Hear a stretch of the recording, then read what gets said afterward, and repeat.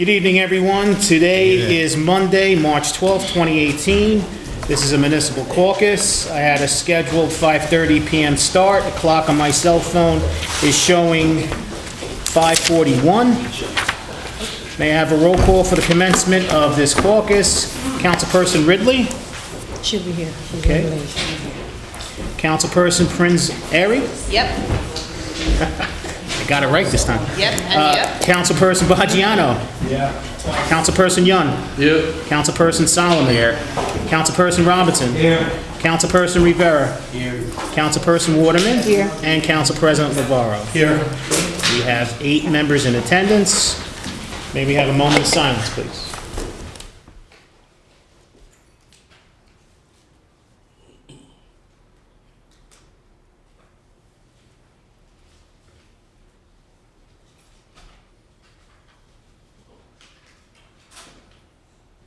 Thank you very much. The agenda was distributed to all of the council members, the business administrator, and the BA on Friday, March 9th, 2018 at 4 p.m.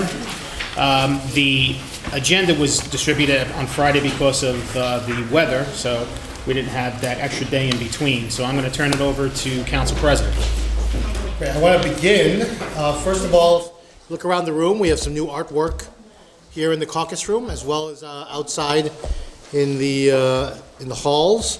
And we have Jersey City students who are the artists, and we have 2 of them here with us tonight, and want to acknowledge them for their great work. Freddie Chen, if you please stand up and be acknowledged. And Jeff, tell me if I'm saying this right, Jether Cruz? Jether. Thank you both. Do you want to say anything to the public? You're welcome to step right up here and at the microphone. Putting them on the spot. Putting you on the spot. Yeah.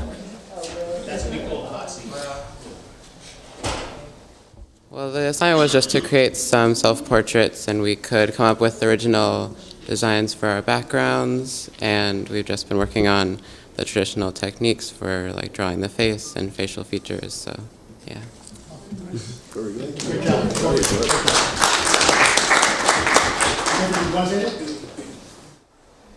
Come on up.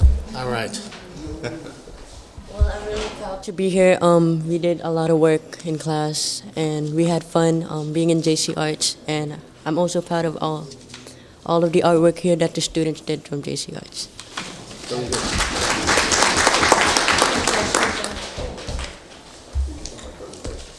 Okay, so we're going to try to do this really fast. Rachel, I know I said I'd bring you up first, but Director Stamato has to go take care of the snowstorm preparation. So we're going to bring him up, and he's got 10Z1, 10Z5, and 10Z. Correct. First of all, good evening, council members. Good evening. Good evening, public. First item, thank you for allowing me to speak in front of you today. I appreciate it, and I appreciate you allowing me to go first. Moving right along, we have 10Z1.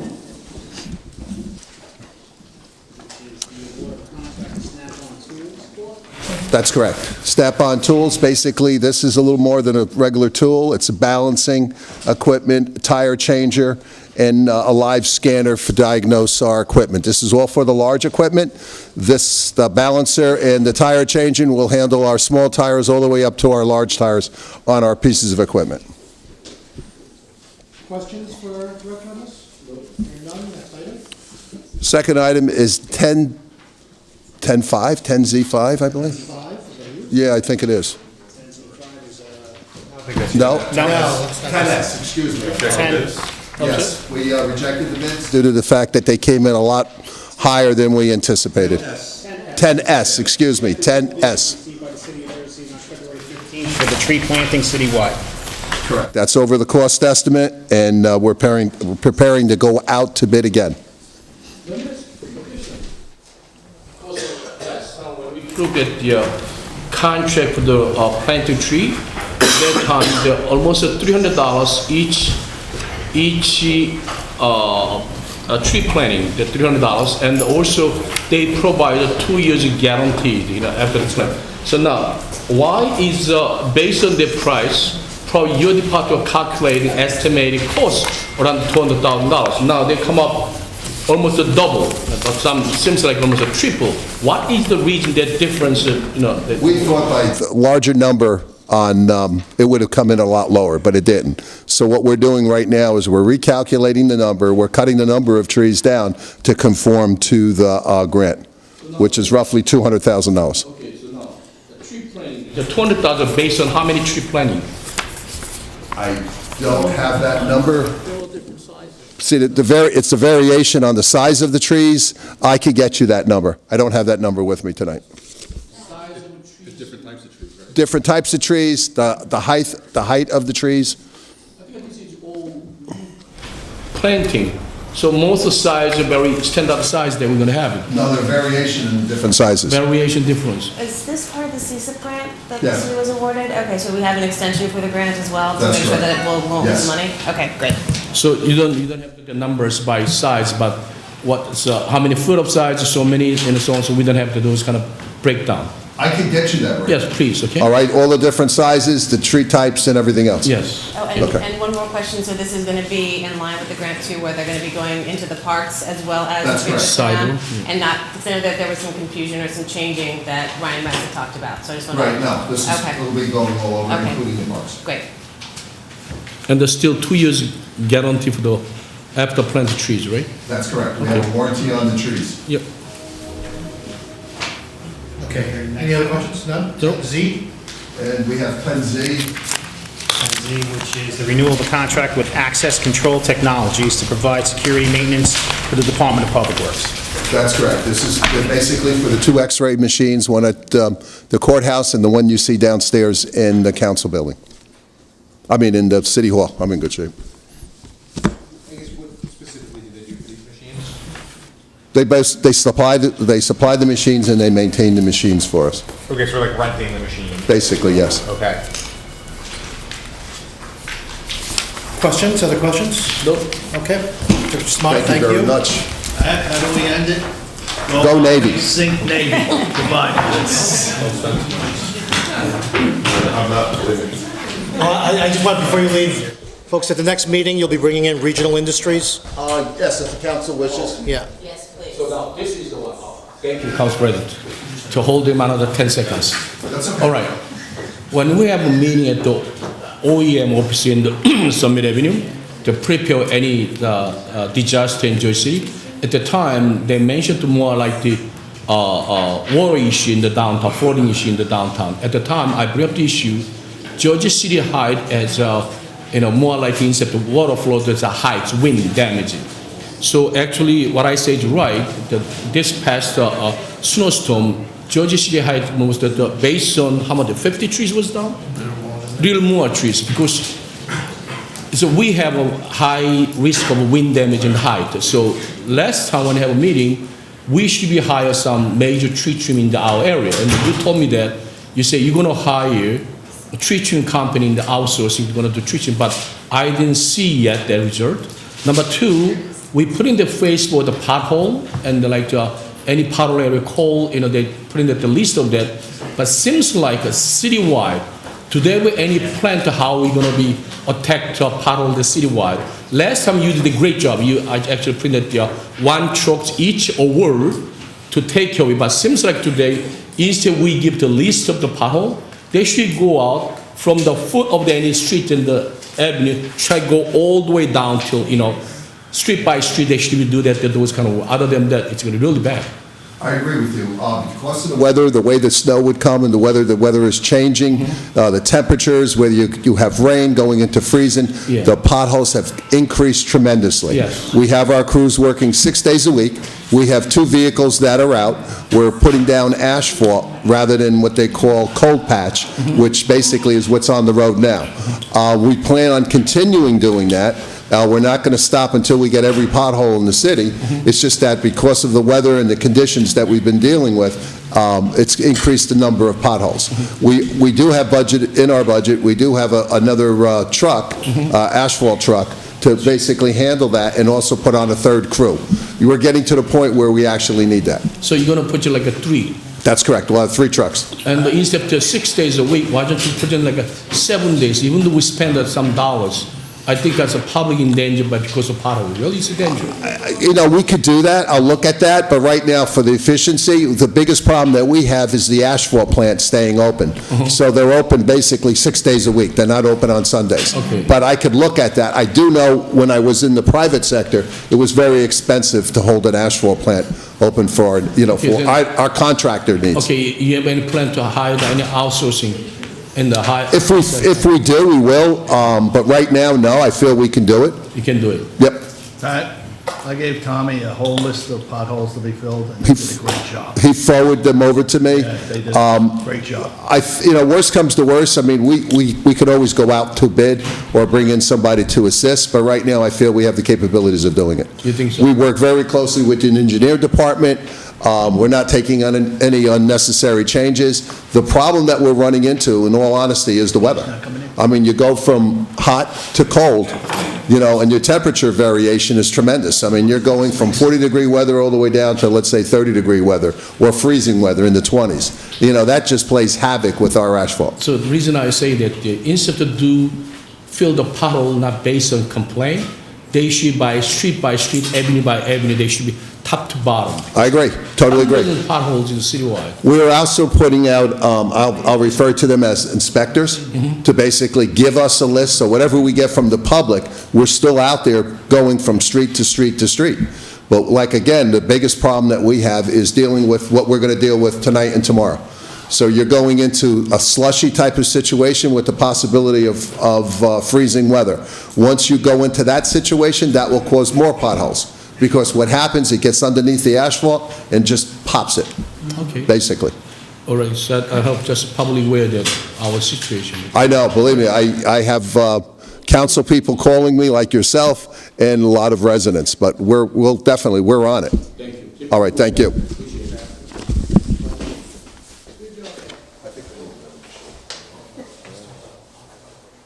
Okay. Rachel? Okay, Rachel is here for something that's not on your printed agenda. She's here for the, it's 3G, it's part of the new package that was on top of your desk when you walked in. It's an ordinance to amend Chapter 69, Article 3 of the Jersey City Municipal Code to amend the boundaries of the historic downtown special improvement district to include 322 2nd Street. So when the HDSID expanded our boundaries by accident, I don't know who forgot, but 322 2nd Street was not added. This 322 2nd Street is owned by Andy Siegel, Lucky Sevens, so we just wanted to add him in to the district. So I can pay $477.62 into the SID as I intended to do. Okay, any questions? No. This is supposed to be on the agenda, that's why. I don't know how it got left off, but.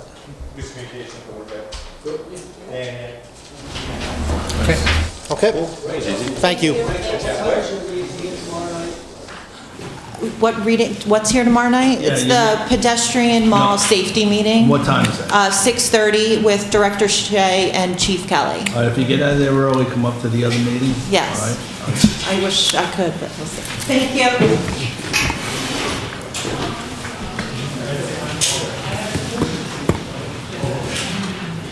Okay, we've got, before we get to, we'll take this one first. Dr. Bastola. He has 10T.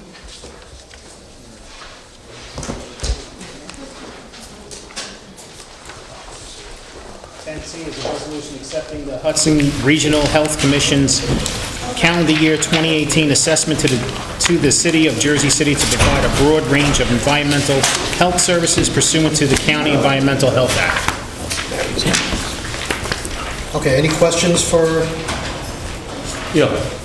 Actually, the City Council 2014 or 15, City Council approved that the noise control, not the program, enforcement by Councilman Rich Bojan. He did a great job because one of the number one complaint, like a weekday, weekend, is noise is above the what do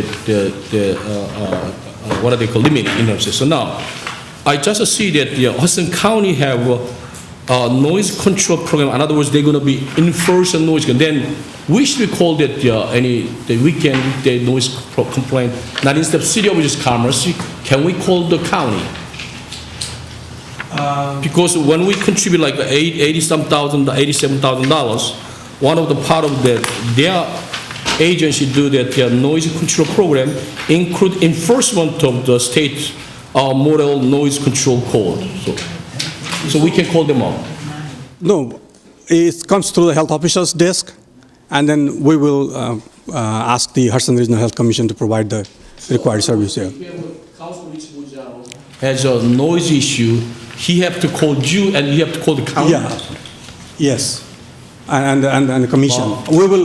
I will ask the commission to come and help based on the complaints. No. Hold on a minute. Right. When 2 years ago, this council passed the ordinance about the noise control, because there's so many construction going citywide. They work Saturday, Sunday is out of control. So Councilman Richie Bojano, they created ordinance based on state statutes. All right. At the time, we asked the first question: so who's going to enforce noise? They say that City of Joyce, HEDC, Commerce Department, we're going to enforce their noise issue. Okay? Yeah, still doing. They're going to enforce that. And we asked them how they're going to enforce. They said they're going to buy a device to check that. That's what they say. Now, but we're going to contribute $87,000 Hudson County to part of their services that. Regional Health Commission. Yeah, it's a Hudson Regional Health Commission. It's not county. Hudson Regional Health Commission. Hudson Regional, whatever they're called. So they're part of the county. That's county. Yeah. Is this part of the county? This is just the name. It's a different, it's a separate entity. Right. Not County of Hudson. We give the $87,000 to part of their job. We expect they have a enforce a noise, then how we gonna be? We have a two department, the City of Jersey. Then where they're working now? What it is? This? From what I understand, this agreement is between Hudson Regional Health Commission, and we are the co-signee of it. And Hudson Regional Health Commission has a board, and I, as a health officer, represent that board. So there are about 12 health commissioners there. So any request that is there with regard to different services they provide, noise control, air pollution control, all that services. So that has to come through the health officer's desk. That is what I was saying. Yes, sir. So what is your noise control? We have two different entities going to be controlled. One, HEDC Commerce, and another one is a Hudson Regional, whatever, you know what I'm saying? I think that's not right. Well, I think, your original statement is correct. Commerce is supposed to be enforcing it for the city of Jersey City. That was the plan all along. You're supposed to buy the equipment and train it. From what I understand, that should be in place. Haven't done a thing. Right, that's what I'm saying. If they don't do services, what we're looking for, pay $87,000, then we gotta tell them, we're not gonna spend $87,000, something we're not gonna benefit out of that.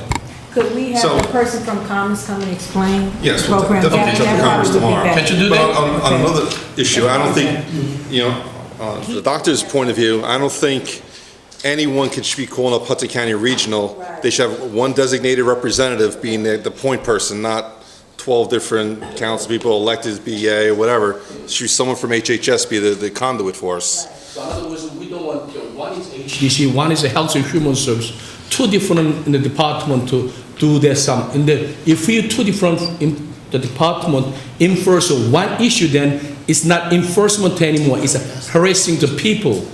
You know what I'm saying? We try to straighten that issue, okay? So maybe next time we will have to somebody to explain to us, okay? All right, good. Can we get just a little bit more information, either tonight or about what are the services we actually get? The ordinance, it lists as the basics, but what does that actually look like in practice? Coming to the meeting, I just for myself also, because I am fairly new also as a health officer's responsibility here. So I was speaking with the director of Hudson Regional Health Commission to clarify for myself some things. So I do have a report they submitted for me. And I'm actually reinforcing that kind of report, which I don't see happening, So what it is that I am telling them that submit a biannual report at least for me before I reimburse, the charges for you based on the agreement.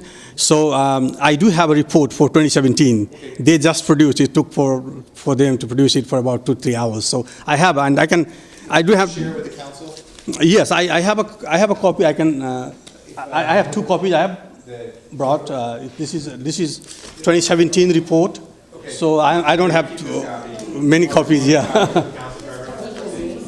Yeah. So So it basically it comprehensive. Doctor? Is it okay? Go ahead. Yeah, we want to know who is which department enforces noise control? Health and Human Service or HEDC? HEDC. So that's not his, to the BA. To the BA. Right. For Jersey City, among the other 11 other municipalities who you serve. You exist as the result of the 12 municipalities of Hudson County jointly designating you to be the environmental agency for the city. And you are also, I believe, the state of New Jersey, the Department of Environmental Protection, has designated you as well as Hudson County. So you are clearly a governmental entity who is under an obligation to provide these services to the city of Jersey City. Now, I don't know what your resources are and your priorities. He's a but- city employee. He works for the city of Jersey City. Oh, I thought you were. He's our health officer. Oh, I didn't know that. So can I yell at somebody else? How about Bobby Kay? He looks like easy pickings. But I don't know why they don't do that. So I requested to have Hudson Regional be here, I don't know why. That's my fault. That's okay. So maybe we can hold this off and bring in Hudson Regional. How's that? I spoke to you, Please have Congress, please have Congress. Rolando, I spoke to you about this, I spoke to other people. When are they going to train somebody? When are we getting the machinery? And you can call on the weekends all you want, there's nobody around. That's why you're bringing in Commerce, Rich. Okay? We're requesting that this be withdrawn, and then Right. we'll bring in Hudson Regional and It is my clear understanding that we are the agency. We reinforce it. Noise control. Noise control is one of the components, as it has been described very clearly on the report that I gave you. Yeah. It's the first time since I've been here that an HHS representative has said that they're the liaison. I don't recall that ever. We had Hudson Regional here in the past. This is the first time I've seen this res zone in the last 4 years. This is the first I never I've never seen this either. That's what I'm saying. I don't know. I've seen it before. Yeah. I've seen it before, yeah. Yeah. But we have a very short memory. That's why we always forgive the people. You don't forgive anyone. They provided us, Hudson Regional provided us a report, and they came here one time, I recall. Let them come in, explain to us. So because the city of Jersey, we don't want to duplicate service, all right? So the BA. Just so you can bring Hudson Regional next Caucus meeting? That's it. All right, thank you. There's no time constraint with this. I just asked the doctor, it doesn't appear to be. I will give my best. See what I think we can make it here. The start date is January 1st, so we're already. So another 2 weeks is not gonna. Yeah, I don't think it's. Yes. Very good. All right, thank you. Okay, thank you, sir. Okay, before we continue to move on, I'd asked Director Peretti to be here to address. At the last council meeting, if folks remember, we talked about parking issues and parking enforcement, the idea of 24/7 parking enforcement, and then obviously the rollout of the zone parking in the Heights. So, Director Peretti, thank you for joining us, and Thank you. look for an update on that. There's been a lot of work going on. We've been interviewing since the last week in January to fill positions on evening tour and an overnight tour. We've sent 15 people for background checks as of last week. We'll be interviewing on Wednesday for supervisory positions. We've kind of started it with an in-house process. We've done a three-panel interview. We started with crossing guards in order to give them the ability to perhaps advance themselves, get full-time employment from part-time employment, and So we interviewed a number of them, as well as some outside referrals. And on Wednesday, we'll be doing in-house interviews for existing PEOs who are looking for possible supervisory positions. Once those are done, I'll have a better sense of how many people I need to replace for my existing crew and for the new crew. Part of the budget that I presented actually breaks down how many of each, whether it be a supervisor or PEO, that are needed, and the overall increase was doubling our budget in terms of for manpower. That would be almost 65 PEOs and an additional, yeah, Bob keeps shaking his head, and I know the numbers are significant, but in order to go 24/7, even though we're going to do a slower rollout on the evening tour, because I've pulled the CAD reports from the police department for calls for service, because part of the other component is the public safety director, the mayor, wants us to take the parking complaints away from the police department. So it's not just going to be the Heights enforcement, it's going to be overall citywide enforcement. So trying to figure out exactly how many people are needed is a little difficult, because then they're also going to roll out the Watts app on a 24/7 basis, so that some of the enforcement will be complaint-driven. But part of the budget actually does break down exactly how many officers, supervisors, or whatever are needed, and it does require just about doubling our existing manpower salary budget.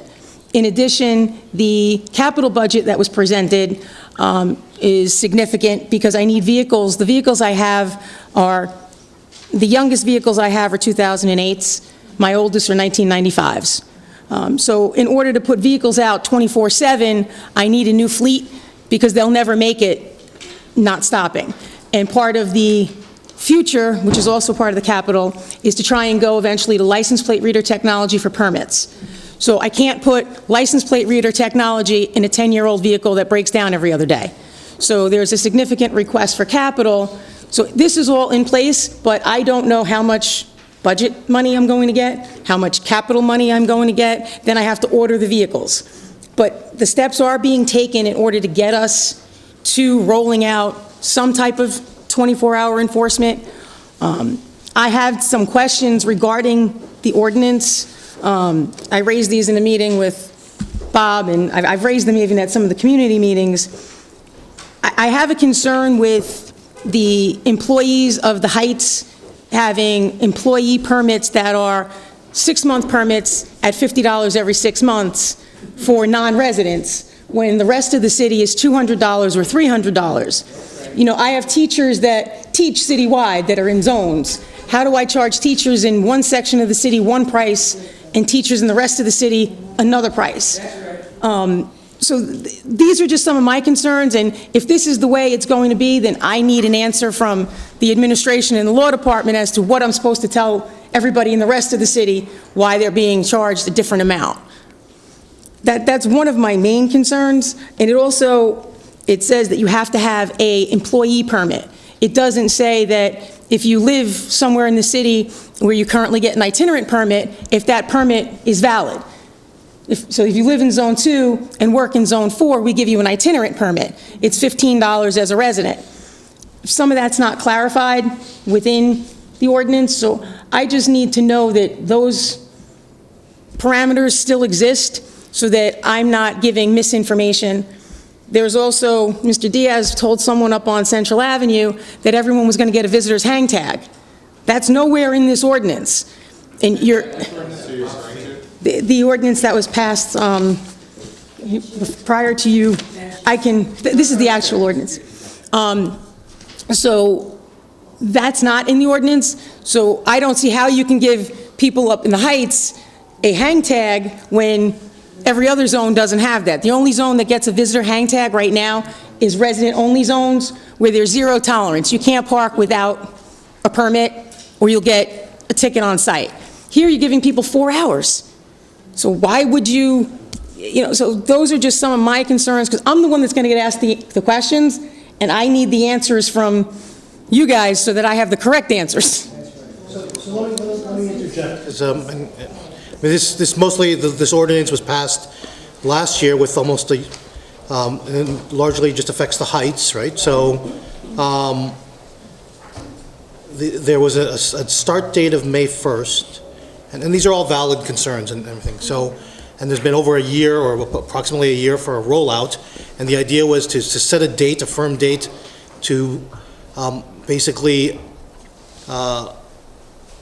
move the city towards stronger enforcement, knowing that there would be a hard date. So all of these are valid concerns, but we've had a year to kind of contemplate this, and now they're kind of coming with, because we raised a question at a council meeting last 2 weeks ago, with regard to what the status of all this is, and I don't actually want to belabor the question as to why they're only being raised now, but like... Part of the issue is... I couldn't budget in 17, I couldn't hire in 17 on my old budget. You passed this the end of last year. I didn't budget to hire 60 new people. I couldn't hire people till I have the money to hire them. I had no 17 capital budget. I'm not putting this up... No, but these are why I couldn't necessarily... DPW pieces and traffic pieces that need to be incorporated, right? And budgetary capital dollars as well that have to be appropriated, so allocated.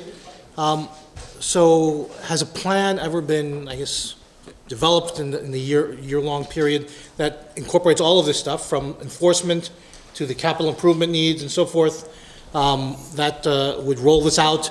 Because we could have at least started preparing the budget.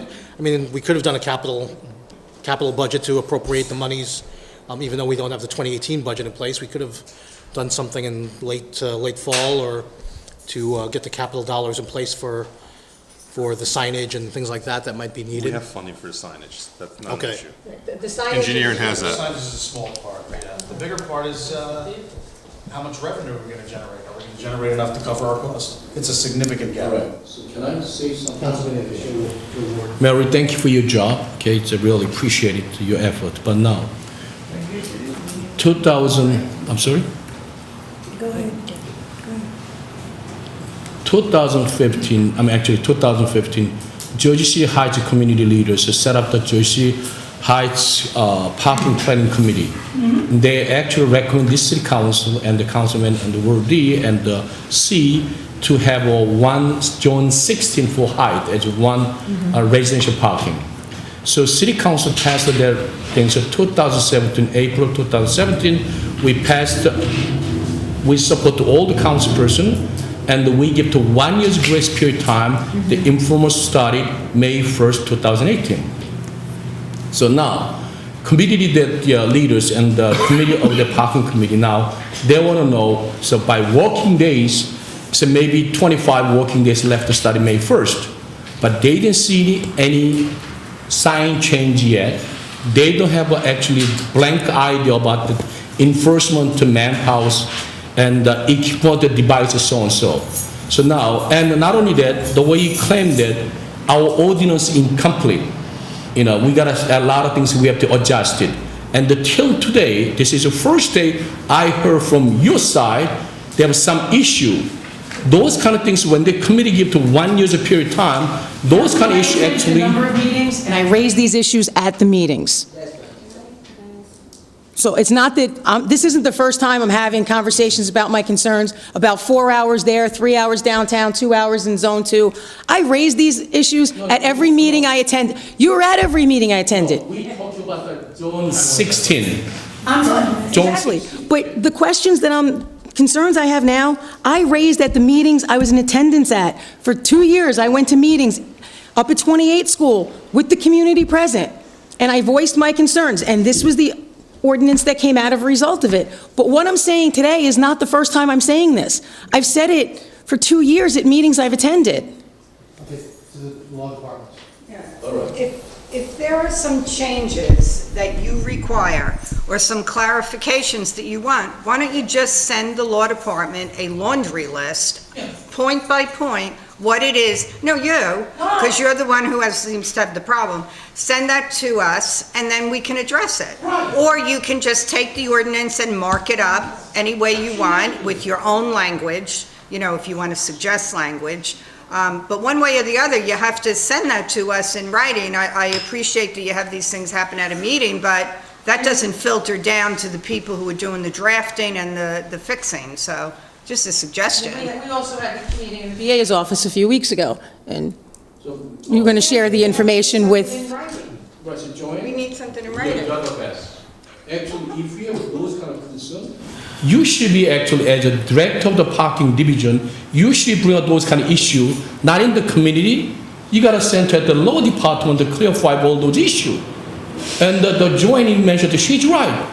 And then you bring up all those issues last minute to ask a claim. Community just talk about the wish list to make improve the plan. The wish list on paper. So I'm trying to implement, I'm asking the questions on clarification prior to implementing this and telling people what they are or not eligible for, exactly what. But it's better if you're just addressing a committee, that really doesn't help get it kind of resolved. The better way is, why not send it to the Corporation Council as a list, just a punch list of things that concern you, and we can either give you an interpretation or try to correct it.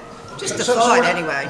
As far as I'm concerned, we're not looking to attribute blame. At this point, let's just, what do we need to do to move it forward? So, what I'd like to see is that punch list for the law department. What I'd like to see is a plan that articulates how we get to May 1st and what we can accomplish leading into May 1st. And what can't be accomplished leading into May 1st, so that we can figure that out, and how we need to amend the ordinances if necessary. But I would say, rather than, I had this conversation with Joe and Andrew, and I think it was, and at the meeting recently, along with Councilman Boggiano and Yun, that rather than amend the ordinances in advance, I'd rather kind of push this is my opinion, push the envelope to the end, till May 1st, to see where we get and how far we get there, and then we can amend things necessary at that point. But what I'd like to see is a plan to advance that, like a detailed plan, with all of your benchmarks and whatever you're putting out there as capital improvements and hiring. We have people already sent for background check. I have people, I'm meeting with I've been meeting with Human Resources since December. So it's also a process. I also need to know how many people I can hire based on your dollars and cents. I'm sending numbers of people out for interviews. I don't know how many of them I can hire. And if I don't have vehicles to put them in, we're going to do the best we can with what we've got out there. So 24/7. When did we do that, the deserve that the parking was 2014, right? Which ordinance? The parking lot. Dissolve the parking authority. 2014. 15, we merged. Yeah, January 15 we merged. If anybody Google it, 2015, when they dissolved the parking authority, our public safety director, she make a very clear statement. He made it. Now on, City of Jersey Public Safety Department going to enforce for 24/7 city ordinance related to parking. If anybody Google the Jersey at the NJ.com, it's there. You know what I'm saying? So now, even though we don't have to be increased dramatically lot of increase employee for the parking division for the enforcement, the way the public safety promised the people enforce is going to some police officer manpower, let him use it then. We've also done pilots, we've gone out, we've done Sunday enforcement, we've done midweek enforcement, overnight enforcement for the last year. The pushback from the public has not been very nice. We've gotten the emails, the phone calls, you can't enforce after 11 o'clock at night. How'd you give me a ticket at 3 o'clock in the morning? We can enforce 24/7. And we've done this, and we've done it to try and get a sense of how many tickets are out there, what's going on, and it hasn't been received very nicely from the public, but we will ticket and do what we need to do on a 24/7 basis. You're never going to receive well. Ticket. Yeah. That's what we're looking for, just one. Very simple. Number one, I'm going to say something. Number one, community just may confirm that they want to know the ordinance created 2017. They want to see the enforcement study May 1st. How we going to do? That's your role. Okay, so we want to see May 1st they roll up those kind of things. That's what. Okay. We'll roll it out the best we can. I can't guarantee it'll be 24/7 on May 1st. I can get it till 11 o'clock. It'll be, assuming all the signs are up, and that'll take, what did you say, Joe, about 30 days to sub it out and have it all posted? So then it's got to be procurement for. Installation started now. Okay? So without hashing out those issues first, those are critical path right out of the gate. Without hashing that out first, there's no purpose in throwing 1,000 signs out there, which have to be bagged while we do it, and then we have to pull the bags off as quickly as possible when we're ready to enforce. So, that being said, that's about a couple $100,000 It's not worth getting to that point until we hash these matters out first. And I think before we even go that much farther, we have to readjust permit pricing here. This should be a self-liquidating process. We're nowhere near. We have a major gap, multi-million-dollar gap here between what will come in. So we need to go back to the drawing board here. But you need to present these numbers to the council. Like, talking about it isn't giving us the information we need to be able to either support you or figure out ways to address this and be helpful in some way in trying to address this. I'm not saying that your information is inaccurate, but without actual numbers, I mean, I've heard it before. Like, it's cost prohibitive. Like, we can't do this, and you know, the residents don't believe that. They don't believe that we can't get to better enforcement around the city. We have to do something. We have to figure out how to make it work. And in the absence of demonstrating the real barriers to this, you know, people are going to be skeptical. And again, the goal is, part of the capital budget is to go to license plate reader technology so that permits will eventually be your license plate as opposed to the stickers on the back of your car, because that's how we're going to originally roll it out, because that's the current system. It's not safe. I mean, I'm going to have officers out there when we roll this out overnight with flashlights looking at people's back windows. It's, you know, so we're going to have 2 people per vehicle for safety purposes, because not everyone's going to be real happy to see someone in the back of their car at 3 o'clock in the morning. Which is why, again, we're trying to advance the permit program. Again, we're going to step it out with low technology, and once the capital is approved and we can acquire the better permit program as well as the license plate reader technology, incorporate that as we go. We get Councilman Robinson in. What about hours of enforcement right now? It depends on where you are.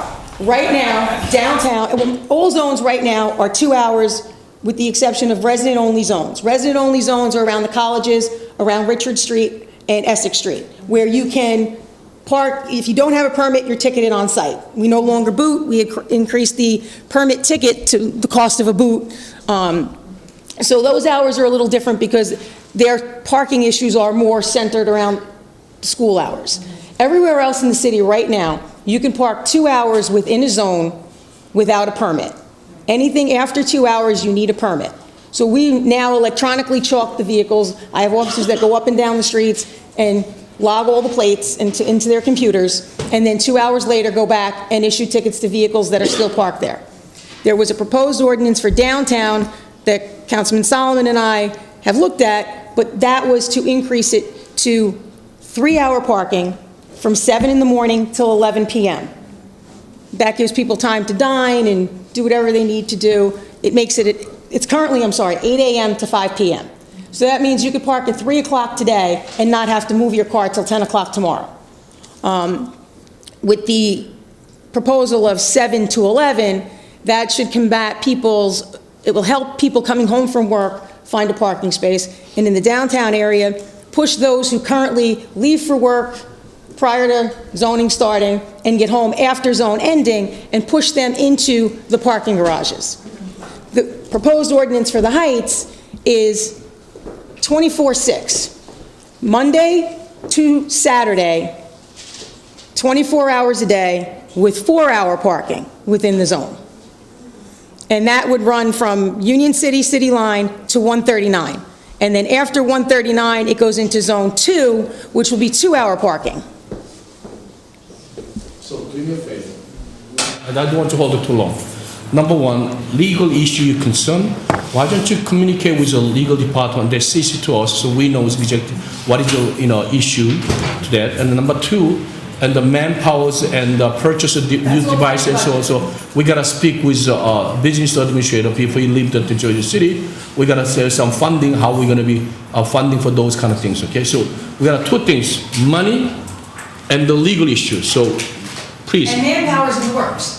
Yes. There's people for background, we're still interviewing, so I mean, it's not that they're not being processed, So now, they are. So now, one legal issue, send to the drawing all your concern and the CC to us, then I'm going to share your concern to the parking planning committee, so they are the same page with us, so they get some input to this issue.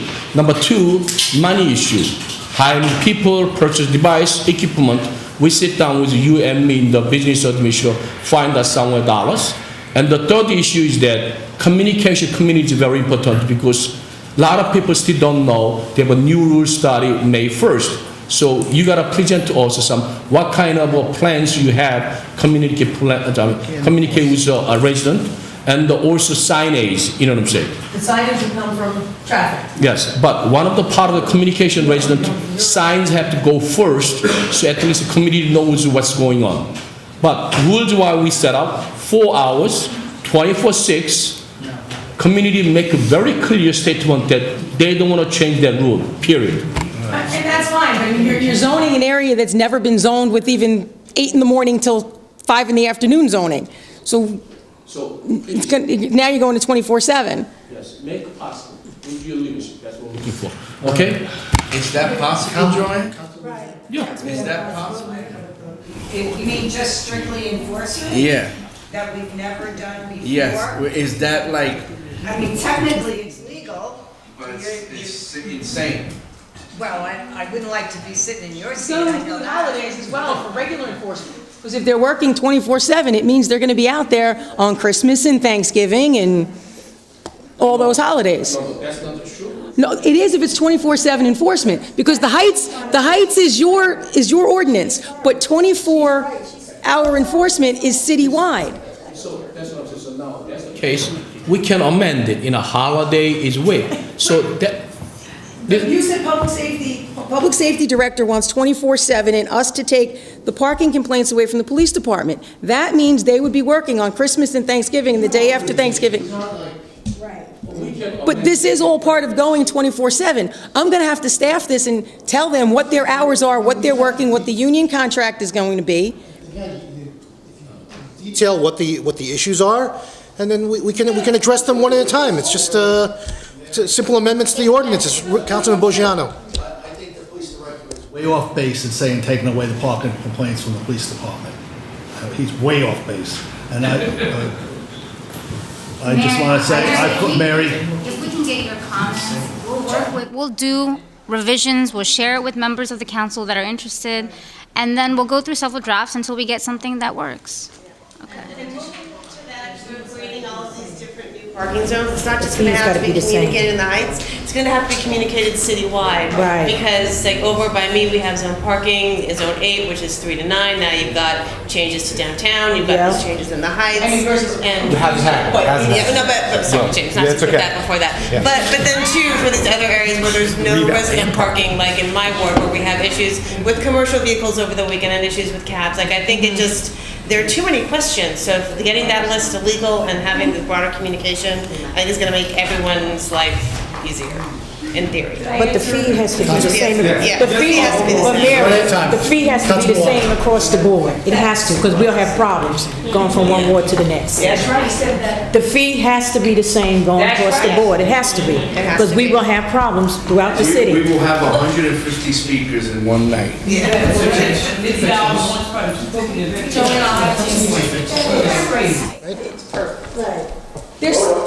Councilman Boggiano, Councilman Robinson. Go on, Robinson. I just wanted to know who services the vehicles now. Are they in-house? It depends. Automotive down DPW does our four-wheel drives. We do most of the scooters in-house because we've worked on them for as long, no one really knows them like the mechanics in my shop. You did just approve 6 scooters, and my goal was to replace my street cleaning scooters first. Those scooters, again, they're from 1995 to 2008 are the newest ones. They run 4 days, 4 shifts, Monday, Tuesday, Thursday, Friday, 10 hours a day. Then we use them in other aspects when street cleaning's not there. But they average between $550,000 and $700,000 a month just in street cleaning tickets. That's a month.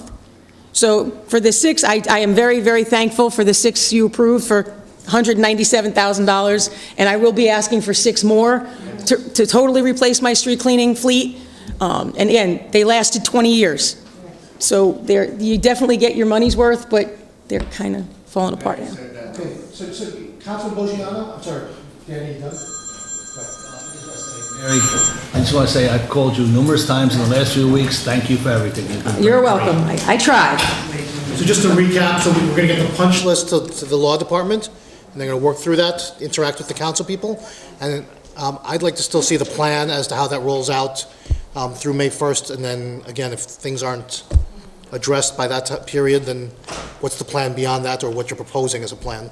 The spreadsheet I gave you as part of the budget, does the council have that, or? So, You sure? okay. How large is the current fleet? About 40-some-odd vehicles. But that includes operations, and those are the guys that fix the meters and plow the lots and that type of stuff. Thank you, Mayor. You're welcome. I didn't say it already, can you please silence your cell phones?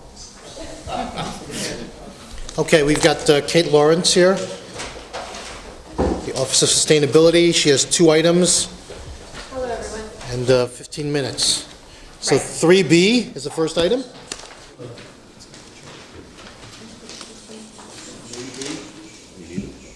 Is that the forestry standards? City code. So I spoke about this with you last council caucus meeting. I didn't know if you had additional questions regarding the standards. Sure. Last 2 storms, and seeing the horror show with the trees, down wires and everything, we have either got to increase the forestry program or do something, because we're going to be planting more trees and we're going to have many, many, many more problems.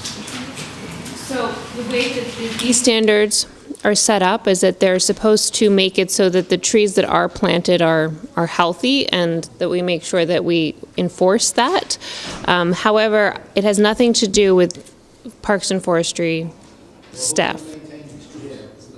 If you don't have Parks and Forestry involved, right now you have conditions out in the streets there which are horrendous. And Forestry, I think, has 5 people working there for a city this size, and they can't really keep up with it. Now you're going to be planting probably hundreds of more trees, and we're going to have problems. And if you've been here the last couple of storms, you know what I'm talking about.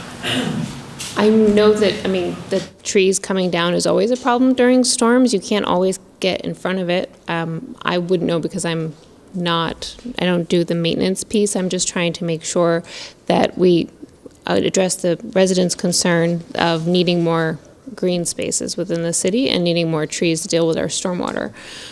So that Who's the responsible for the maintenance? that would be Parks and Forestry. That's a question for Director Tomato in terms of staffing and maintenance.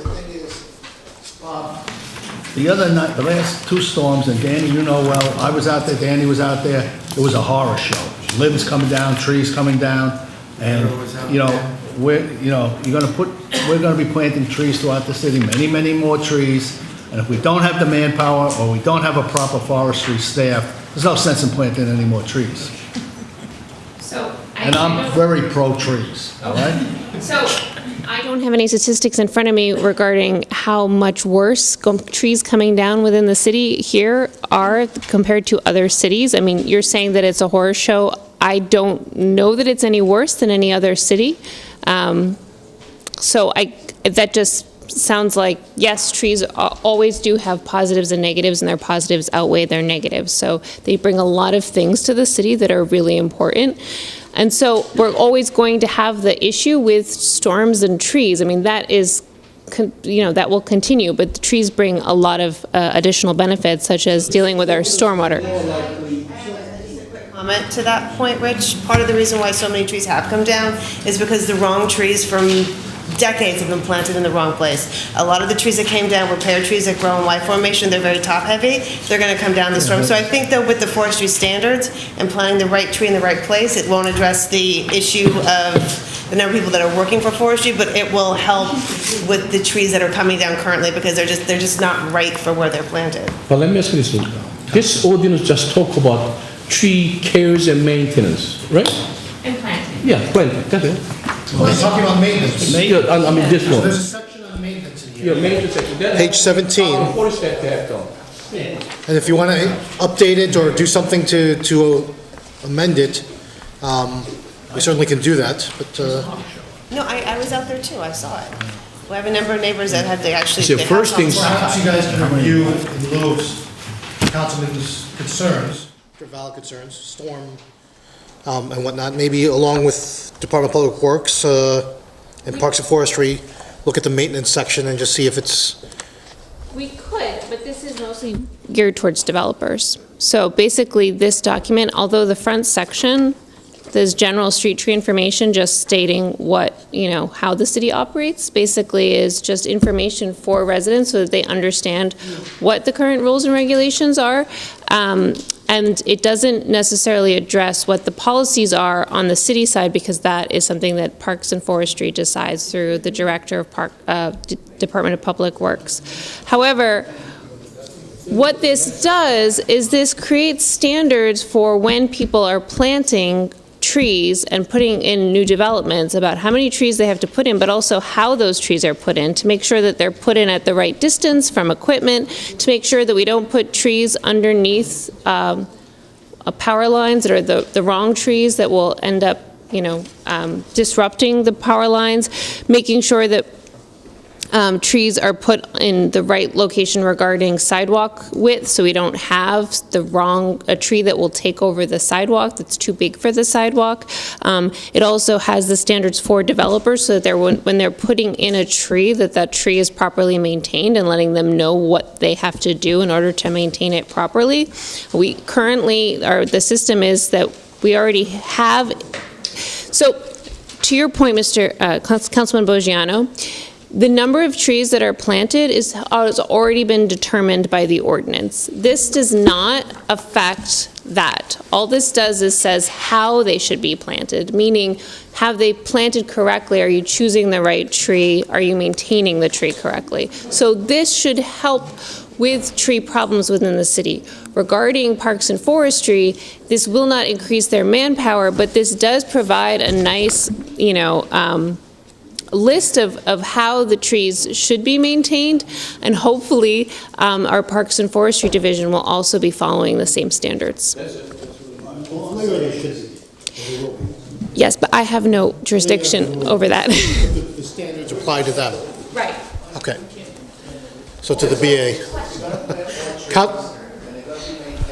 They have to increase forestry. Certainly, but this does not tell them that they need to plant more trees. The amount of trees that you have to plant is already in the ordinance that was passed last year. So this does not affect that. I just wanted to be clear about what this document is for. This applies to all trees that are currently in the city and anything that's going to be planted, right? It's for, so if you look at the third page, it says how to use this document. Basically, the first section of it is just general street information, and that's for residents and business owners. And pretty much it says, residents and business owners, if you are concerned with something regarding a tree within your city, the first section just tells you who you need to contact, what the general policy is. It just gives you information, and we are looking to put that into a brochure form so that people don't need to actually get to this document, but if they are searching for it, they can find it all in the same place. However, if you're a developer, this provides the standards. If you're anyone who wants to put in a tree, or you have to put in a tree, this will tell you the right way to do it, what you can and cannot do, and the fact that you need to go and get a permit, so that you can't just put in a tree and not let Parks and Forestry know and get it approved. So, like I said, the first section is really geared towards the average resident. It's general information, but it's the first time that it's ever been put together. So, page 7. Do these standards exist now? The Jersey City Service Level Agreement, 14, 21, and 90 days? Because, I know a lot of people with a long waiting list. I know that's not what you're doing, but is this already in place? All I know is that this came from the Parks and Forestry Division, this section, as a draft, and it was approved or reviewed by Director Ocasio. So, as far as the service level agreement, that was not something that I crafted, that piece of it. That came from Parks and Forestry.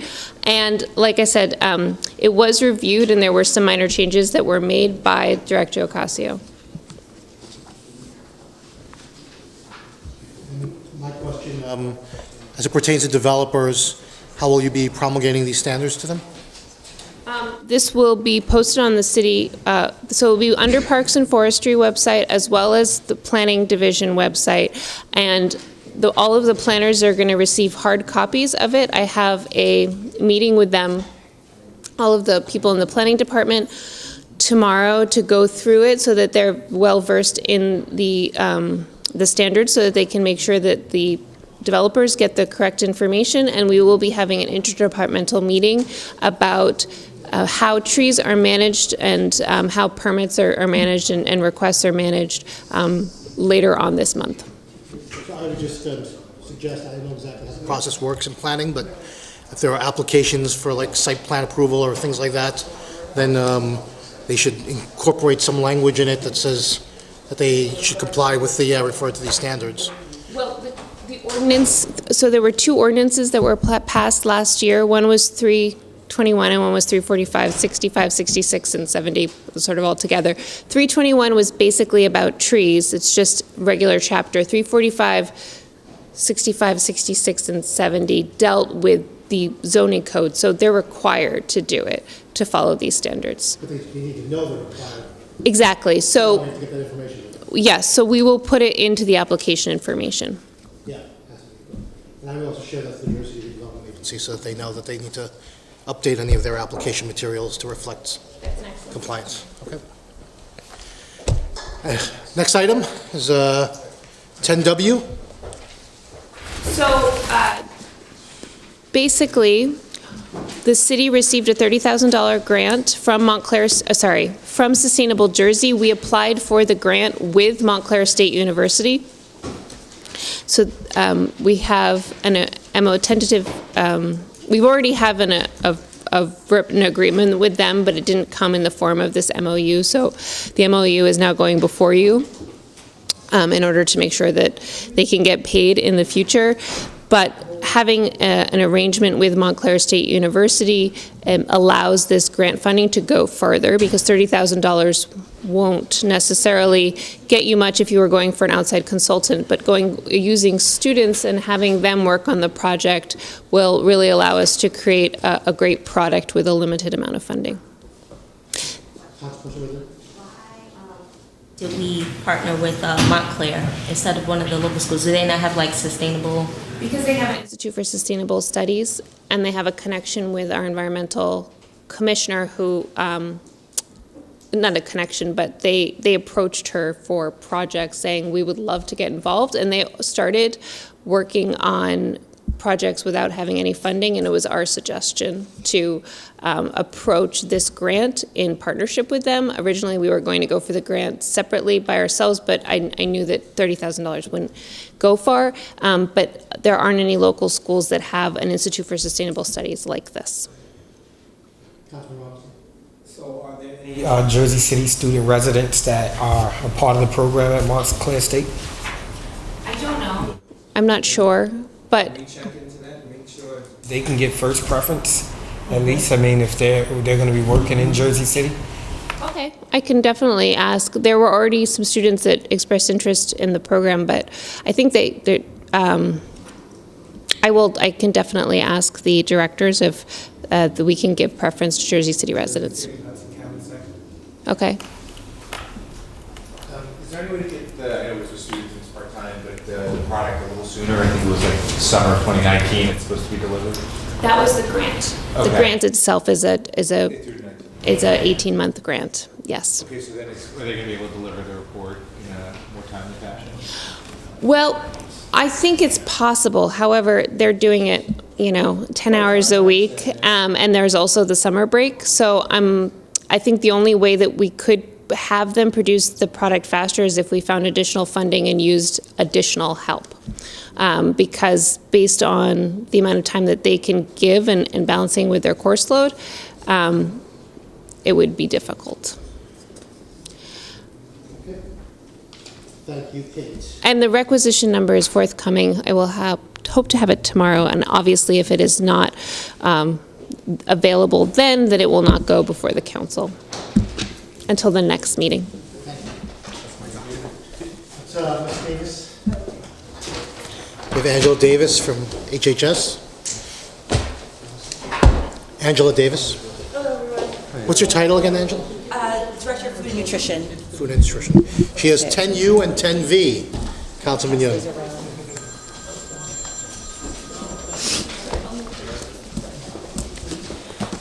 So, is a resolution authorizing the renewal of an open-ended contract with Winston Culinary Groups of Senior Home Delivered Meals on Wheels for the Department of Health and Human Services. And 10V is a resolution authorizing the renewal of an open-ended contract with New Way concessionaries for senior congregate site nutrition program for the Department of Health and Human Services. Angela? Yes, thank you. In the folders that I just passed around to you are results of a recent survey that we did with our Meals on Wheels clients and our congregate lunch participants. So the goal of this program, both programs, our senior nutrition programs, is to help our seniors, reduce hunger in our senior communities, to help them be healthier, and to reduce, especially in the congregate program, reducing that social isolation. If their family has moved away, seniors have an opportunity to socialize with each other. So in the survey, I won't go into all the details, you have it there in front of you, but overall what we found is that seniors in both programs have said that they overwhelmingly are eating healthier because of the program. They're improving their health. They're staying in their homes. This enables them to stay in their homes and not be, sent to a nursing home or some other kind of institution. For this congregate program, it gives them the opportunity to socialize and to make friends. And overall, in both programs, people were very satisfied with the quality of the food, from its appearance to its taste. The health aspects of it, they felt that it helped them, stay healthy in terms of like their weight and things like that. So these are the two vendors that we work with. We've been satisfied with them so far, and this contract will be, I think it ends at the end of this year. So then we would be looking to have an open bid next year, but we were renewing it through this year, through 2019. Okay, questions on? Yes. How do we know that the seniors are doing better when you say they're doing better based on what information? Well, it's self-reporting. So we asked the seniors in the survey, like from eating the meals, do you feel that do you feel better? Do you feel healthier? So it's up to, right, it's not clinical, yeah. We do a separate program where we do have the seniors in the Meals on Wheels program. They do get, they have counseling with a nutritionist over the phone, and then she kind of assesses things and gives them some suggestions about how they could be eating healthier. But this is all self-reporting on how they feel from being part of the program. How many sites do you have for the congregate program? So we have 8 sites. 6 of the sites are either like a senior housing, and then 2 other sites, Connors and Collier, are city-run sites. And on average, we have about, for the congregate program, we have about, sorry, here, my notes here. We have about 360 some seniors who come on average. Oh, sorry, 410 on average. And then our Meals on Wheels program, we have about 623 clients on a monthly basis. Is this for just delivery or for meal preparation as well? For the Meals on Wheels or for the congregate? Yeah, the vendor Whitson's prepares the food and then delivers it to our site, and then we have 3 drivers who make weekly deliveries. So each senior gets 5 or 7 meals per day. They get a weekly delivery because they're flash frozen meals, and that was a switch from a couple years ago to like daily meals, which is a lot of the other Meals on Wheels programs are. But and I think this is true. It's doing it like once a week delivery gives the seniors more choice. So if they don't want to feel like having roast beef today, they can have it another day. And then also it cuts down on our labor, so we don't have to have like all these drivers delivering meals every day to the clients. Is there any way, I know part of the concern with seniors is taste. Yes. Is there any way that we can improve on that? Because they complain about the taste, different places I go. So, I mean, are we looking at another vendor? Have we reached out to see if there's any other organization that provides the services, that food tastes better, so when the contract ends, we probably can, go another way? Are you referring to the Meals on Wheels program or the congregate, or both? It's both. Yeah, I think that, I definitely have talked to the county, Jeff Welsh, who's our nutrition director for the county, to see what other counties are doing. And it looks like there definitely are like limited options in terms of other types of services out there. We're definitely looking into that. It's something I'm going to be exploring. Also, I know in Bayonne and Harrison, they actually, for the congregate program, they contract with like a nonprofit to prepare their own food instead of going with a large contractor. And they both actually have higher participation because the food is, it's closer to kind of taste better. So that's something we could also explore, but that's also a lot more expensive, to have that. So we're looking at different options, definitely, as we look to the end of this contract to see what might be available. But I've also heard that our number of options are limited. I think the last time this was up for renewal, I think only 1 or 2 vendors, I think, were responded to the RFP. So, oh, sure. Okay. So, first thing is the Meals and Wheels, page 2. Yes. Satisfaction with the meals received. Always, sometimes, never. Ooh. What do you mean sometimes, never? And the no answer. Ooh, what is it? So that means that when people said that in terms of they were satisfied with the meals received in terms of the packaging, so they were always satisfied with how that it was packaged, or the food appearance, or the taste, variety of the food, or the amount of food, or the condition of the food. Was it still frozen? And then sometimes it wasn't, and then never, which is a little extreme, but some people said never. And then no answer means they didn't respond to that question. That's what I'm considering. It's a packing, food appearance. They're regulated by the whatever is that the state statutes or health inspector. So we'll not pay attention for that. Yeah. But taste, the 126 people say always satisfied, but 85 people they say sometimes they have an issue, and also variety of food. The 148 always, but when you say 60 people almost say sometimes means you have a concern. Right, sometimes they don't like the variety of the food, right. Yes, variety of food, because when you say you don't like the variety of food, maybe they repeat the same food twice a week. That's what that means. So amount of food, maybe they can consider it, but now, what is your plan? What is your plan? What is your plan to improve that the more always for taste and variety of food and amount of food? What is your plan? Because when you spend $1.2 million, you got to come up with some plan. Definitely, and we are with both vendors. I would say first in terms of our congregate meal program with new. Okay, so in terms of the Meals on Wheels program, we're going to be speaking with the vendor and sharing its results with them. We just conducted this survey over the last month or so. So we're going to be sharing the results with the vendor and talking with them about this issue of how they do their rotation of the food. I definitely want to talk to them about, Whitson's actually does their menus like kind of on a seasonal, kind of quarterly basis. So we need to kind of work with them a little bit better on getting them to, for example, fish is an example. A lot of the clients complain about the fish. So that's something we want to talk to them about, that it must not be translating from the flash frozen thing, and if they could just take it out of their rotation, that would be something. And then just having them be more careful about, how their rotation of their menu and making sure that we're not getting things too frequently is something we can talk to them about. They're very open to us giving them suggestions about how to kind of improve the quality of the food. And so I think those are things we can work with them on. If there's items that we in particular notice that people don't like, and that's definitely one that, and people also usually complain about there being too much pasta, so that's something we also need to work with them on, is like less of that as well.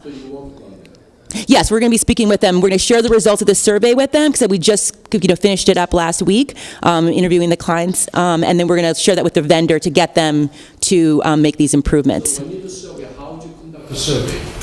That each senior have to write their name and the room numbers, or just anonymously they do survey? Because some senior get nervous. No, we did. With the Meals on Wheels program, we had their drivers give all the clients the survey, and we asked them to return it to the driver the next week. We gave them like a little incentive, like a cup or some branded materials to give us back if they got the survey.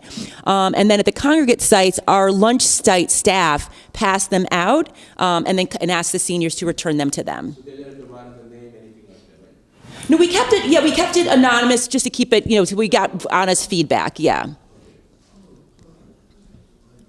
Any other questions? Yeah. Oh, sure. Can you give us a little bit more information and see just sort of like number of people served, so like number of meals, cost per meal? just so we kind of have that information with the grant?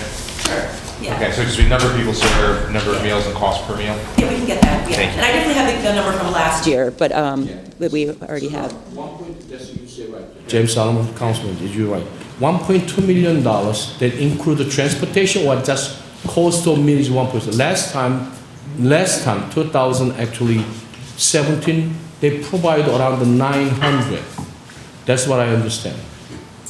So the contract is the cost of the food. We provide the transportation for Meals on Wheels. Sorry, what was the question? The money not come from the $1.2 million, that's transportation, separate, right? Right. The cost to deliver it directly to the clients is part of, these are city workers, three city workers who are drivers who do that. And then the congregate staff, now with the congregate program with New Way, it gets delivered directly to each site. And then our staff receive it and then distribute it to the staff. And last year, so I have the stats from last year. So last year, between our 5-day program and our 7-day program, we gave was 173,188 meals for Meals on Wheels, and then 173,188 meals for Meals on Wheels. And then for the congregate program, it was 36,813 meals were consumed and distributed to our clients.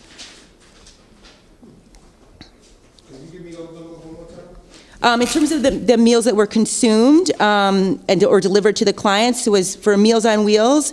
This is we have a 5-day program and a 7-day program. So some clients who are more at risk get 7 meals. Most clients get 5 meals.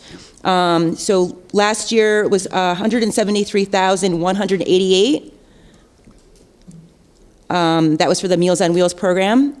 And then for the congregate program, 36,813 meals were, these are that we get reimbursed for from the county, because the county reimburses us for both of these programs, and we get paid per meal that is consumed or delivered to the clients. So in other words, almost $7 per meal. Well, we pay the vendor, I think it's $4.64 around I think it's $4.64 per meal. That we get reimbursed from that Whitson, that's their meal, that's their cost per meal that we reimburse, that we pay them for. So that's why I asked them last time. So come out on the $4-5 per meal, while it costs is $7 total budget, they say $2 is a transport. That's why Stacy mentioned to me. Right, so the county is reimbursing us $6.11 for, they're paying that extra cost of the labor, and the staffing that we have for the program. So they're covering that cost. Okay. Okay. And my card is in there, so if any council people have any questions, you can always feel free to email me, or if there's concerns that come up from your constituents about the programs. Okay, Joe Cunha. He has 3D, 10L, Z32, Z33. So 3D. That's the way it goes, right? Implementing 332 vehicles in traffic. Article 3, parking standing and stopping of the Jersey City Code, amending section 332-24, parking prohibited certain hours, designating 40 feet in front of 122 Grant Avenue. There's a no parking on Wednesday, 2 p.m. to 10 p.m., and on Sunday, 8 a.m. to 4 p.m. Sean, my apologies, I should have played before we started reading. They don't pull this one. This one and the next one. So, fair warning on the next one. We spoke to Councilman Robinson. We're gonna work on this and get back to the drawing board. Okay, Next one. Being withdrawn as well. Do you want to talk about it? That's, yeah, sure. 10L. 10L? Yes.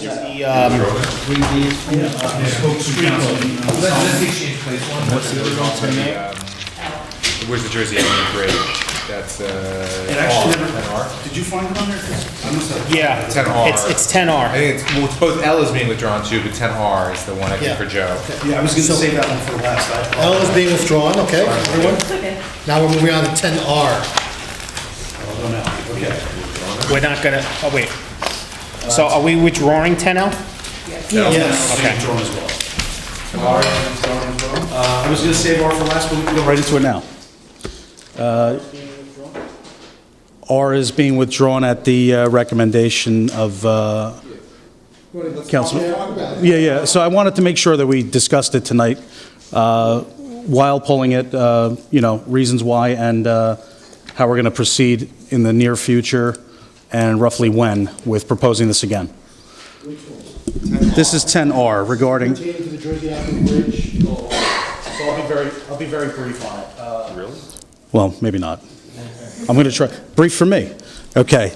The Turnpike has requested that we match the $10 million grant, if you will, that they have posted and actually withdrawn from already over the past few years for professional engineering and various other soft costs in preparation for the design of the Jersey Avenue Bridge over the Mill Creek. The reason for the ask of $3 million match is that the budget always capped the project at $10 million. It is not expected to come in under $10 million in total expenditures. There are various reasons for that. A few being the addition of a traffic signal that the city was going to take on themselves through my division. Some other architectural requirements as coordinated, as requested, and then finally coordinated on behalf of Friends of Liberty State Park and also Liberty State Park. Those are architectural elements of the bridge, such as the parapet, design, coloring of the concrete, architectural pipe railing, and decorative lighting, to name a few. I said I was going to be brief, and I'm not.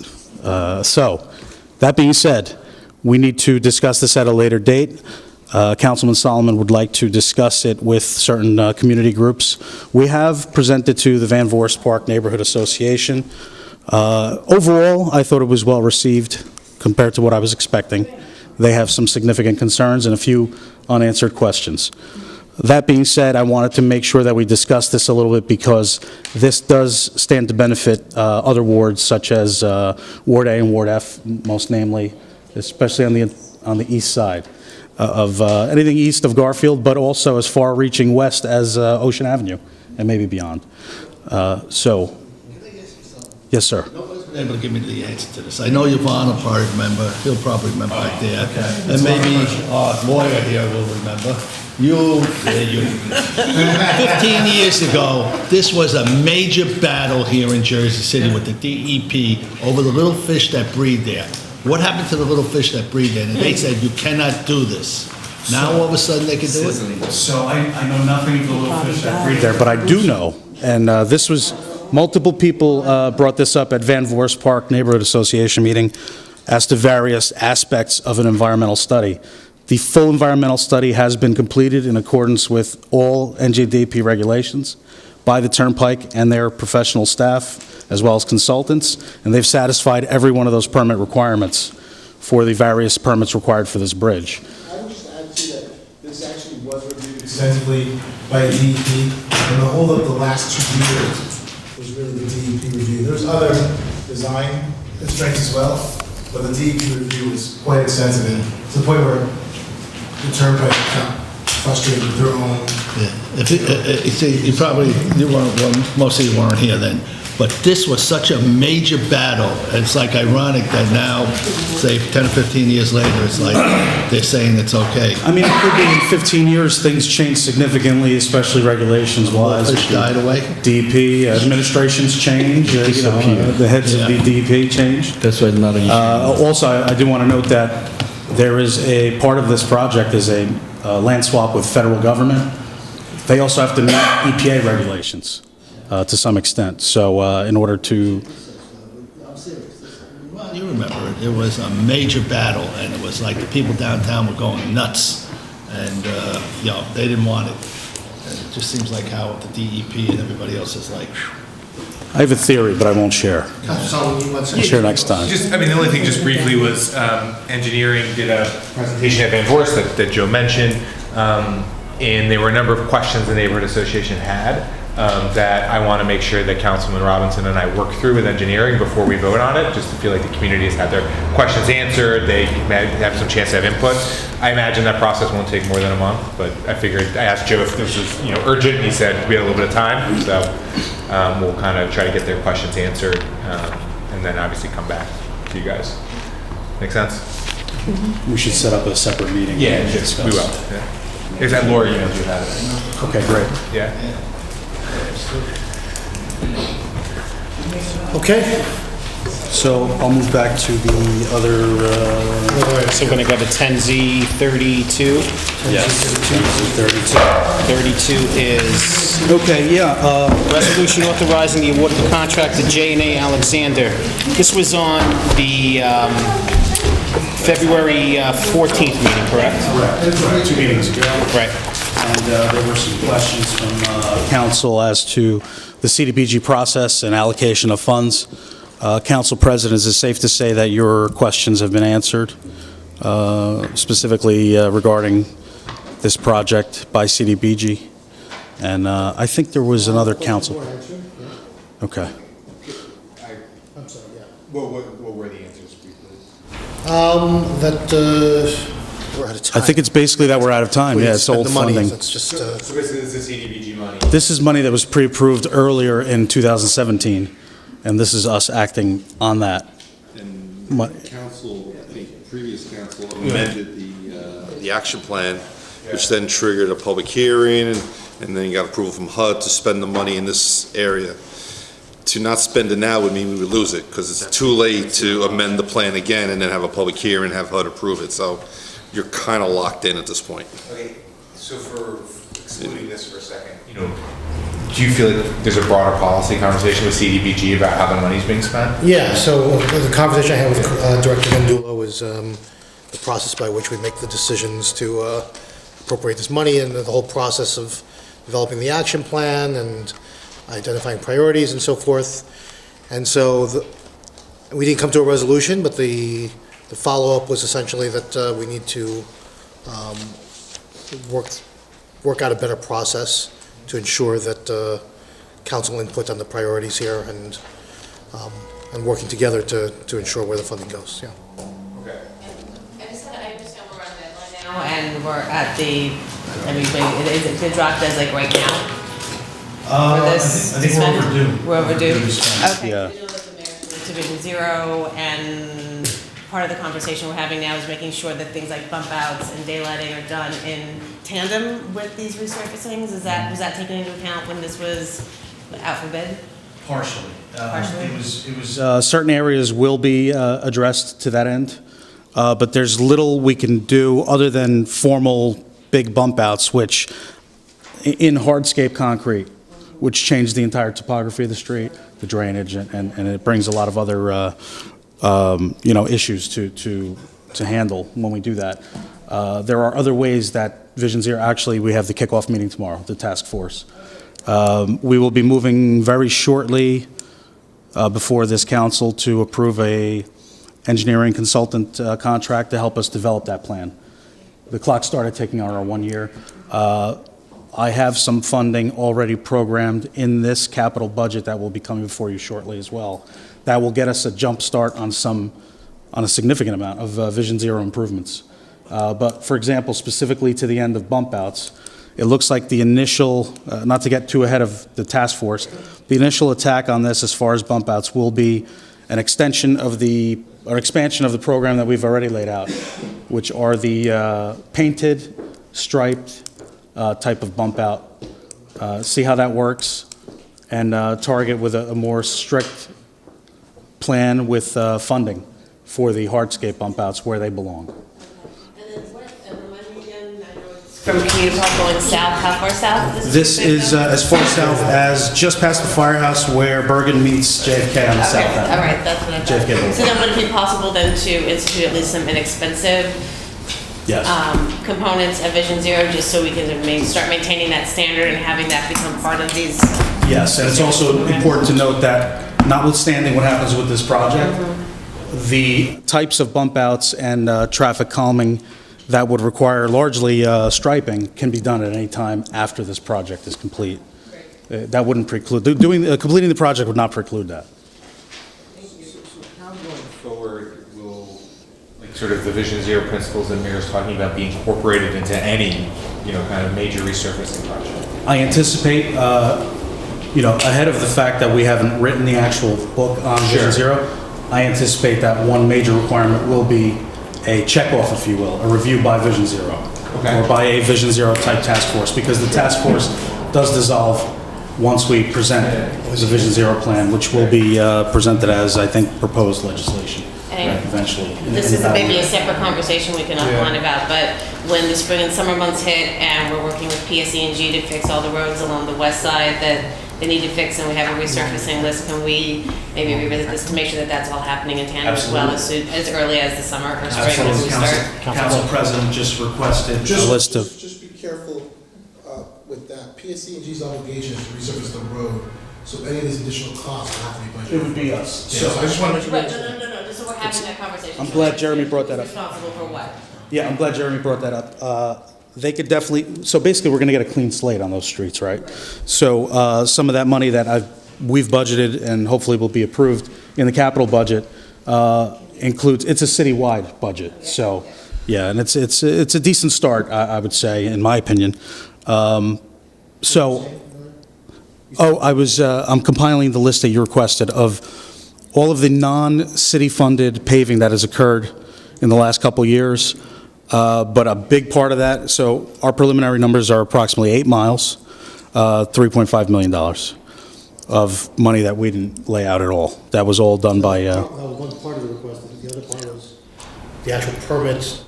So I want to make sure that they've actually paved. That's the, yes. Right, so which permits were issued and they were supposed to do the work. So the permits, I have a long draft ready to go to you. So the permits, we're looking at sifting through in excess of 5,000 a year for the last 3 years. So the quickest thing I could compile was our inspector's notes and our various other engineering notes and emails with quantities. We have a full tabulation coming to you. And then the other important part is what's pending, which is what Councilwoman Prinz Ari, there we go, is speaking to. There's a significant amount, I'm sorry, in the southwest portion of the area bounded by Municipal on West Side, which is where PSE&G is concentrating their largest gas improvement program right now. The reason why that hasn't been paved sooner, there's a significant amount of services that have to be done after the mains are installed. Also, the project was expanded pretty significantly. I don't have the percentage right now, but we figured while you're there, get it all done, and then come back and pave everything at one time. It'll be a nuisance for a little while, but it'll be great after that. The residents, so just people know. Absolutely. But that could be separate. Yeah, we have our monthly coordination meetings with all the utilities. There's one on Thursday. I think you asked if you could attend. Invited, yeah. Yes, anybody can attend. If we have more than, the quorum, then we might have an issue as far as council people, but, we haven't had one yet, so I don't anticipate that one on Thursday will be an issue. Okay. Z33. Z33 is a resolution authorizing a change order for a contract with Aurora Environmental for storage tank removals on the PJP cash checking site. Project number 12-009 for the Department of Administration, Division of Engineering, Traffic, and Transportation. That's correct. So, if you recall, we awarded a contract in mid-December, right before Christmas, to this firm, Aurora Environmental. We were under the gun as far as DEP and EPA are concerned to get this site that we condemned some years ago clean. Studied, determined the extent of remediation required, and get it cleaned up, tanks removed, and so on. We began that work.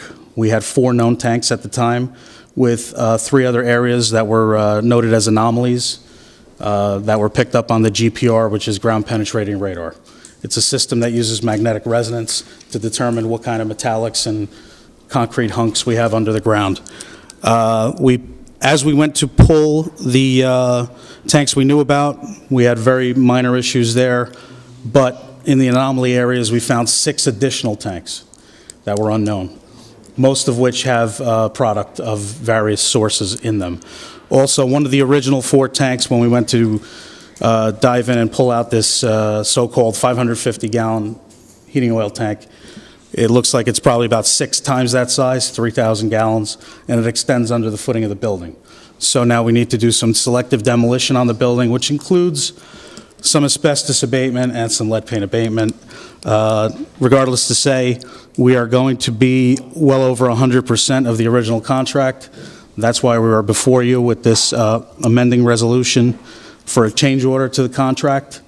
The good news is the original budget that I had on the requisition was approximately $800,000. We only awarded the contract for $230,000, and this modification would be another $263,000 approximately. Whatever we don't use goes back into the environmental budget, which is capital funded. So we're still well within the original estimates. That should give us room to do some additional excavating of impacted soils. Once we do some additional borings after we remove the next 6 tanks. But again, we're before you to get approval to move forward and keep this going. It's important to note that the entity from which we condemned the property, we paid fair market value into an escrow account. They have been seeking to pull that money out and recoup it back into their coffers. But we have a court order to present how much more we think it's going to cost to remediate the site before the judge will allow that to occur. So it's important that we keep this ball rolling. So, Questions? we have not found Jimmy Hoffa yet. Just one comment. How much do you consult with JCRA on environmental cleanup funding? Or do you consult? Not so much, but more of late. We had a meeting just a month ago on certain sites and consultants and whatnot. I think they said some kind of grant monies for environmental cleanup that they've gotten for different projects and so We forth. discussed the major ones, HDSRF and various others, but apparently this won't qualify. Well, this is subject to cost recovery from the Siegel. I'm glad you mentioned that, Bhavani. That's why I was bringing up the escrow. The escrow is there to cover the cost of all of this remediation. So, thank you. That was a key. That was where I was going, but my brevity brought me somewhere else. Thank you. Thank you, everyone. I want to call a couple guests here from Rising Tide Capital, Alpha Demolish and Alex Forrester. They're here on item 10Z34. So if there are any questions, this is a...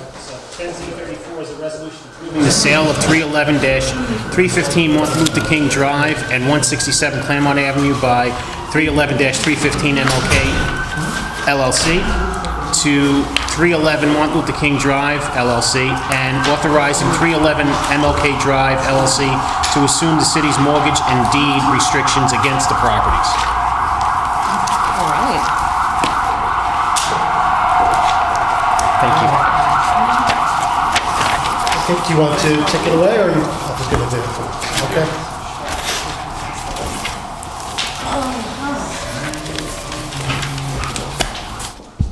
Good evening, everyone. Thank you for your time this evening. We are grateful and delighted to share some news in our 14-year, almost 15-year journey in Jersey City of working to build the entrepreneurial capacity of our communities to grow small businesses and entrepreneurs who are starting up so they can actually create the jobs that we need in the future and stabilize our communities and make sure that the growth in the city can truly be inclusive. That's our starting point. We're a 501c3 nonprofit. We co-founded it 14 years ago here in the city. When we started out, we had about 15 local entrepreneurs that we were working with. And then we realized that this was something a lot bigger than just the two of us or something to be done on the side, but rather a full-on effort. And we've been very grateful to see the program grow over this many years to now over 2,000 graduates. We work with entrepreneurs in a program that we call the Community Business Academy, and once they graduate from that program, which is fully scholarshiped in large part thanks to contributors who come both from the private sector and the public sector in the form of this wonderful city and CDBG funding. And so as so the program scholarships them through the Community Business Academy and then follows them over the long haul through what we call the Business Acceleration Services. And our goal really is not only just to start businesses, but knowing that businesses take a really long time to grow and stabilize and actually last for the long haul. So we follow our entrepreneurs for a very long time, and I'm happy to say that they have, once started, they have an average survival rate that is much higher than the average for the nation. We have 50% survival rates nationally. We have 87% at Rising Tide Capital. By virtue of our customized coaching and support services, we're able to stay connected with our entrepreneurs. This enables us to help them, but it also helps us to understand whether they're improving, what's happening in their businesses, in their personal lives, help support their access to capital and access to market opportunities. What you're looking at today is our journey for a home, a permanent home. We have been in the same 3-block radius in the hub area and on Martin Luther King Boulevard for all of our 14 years.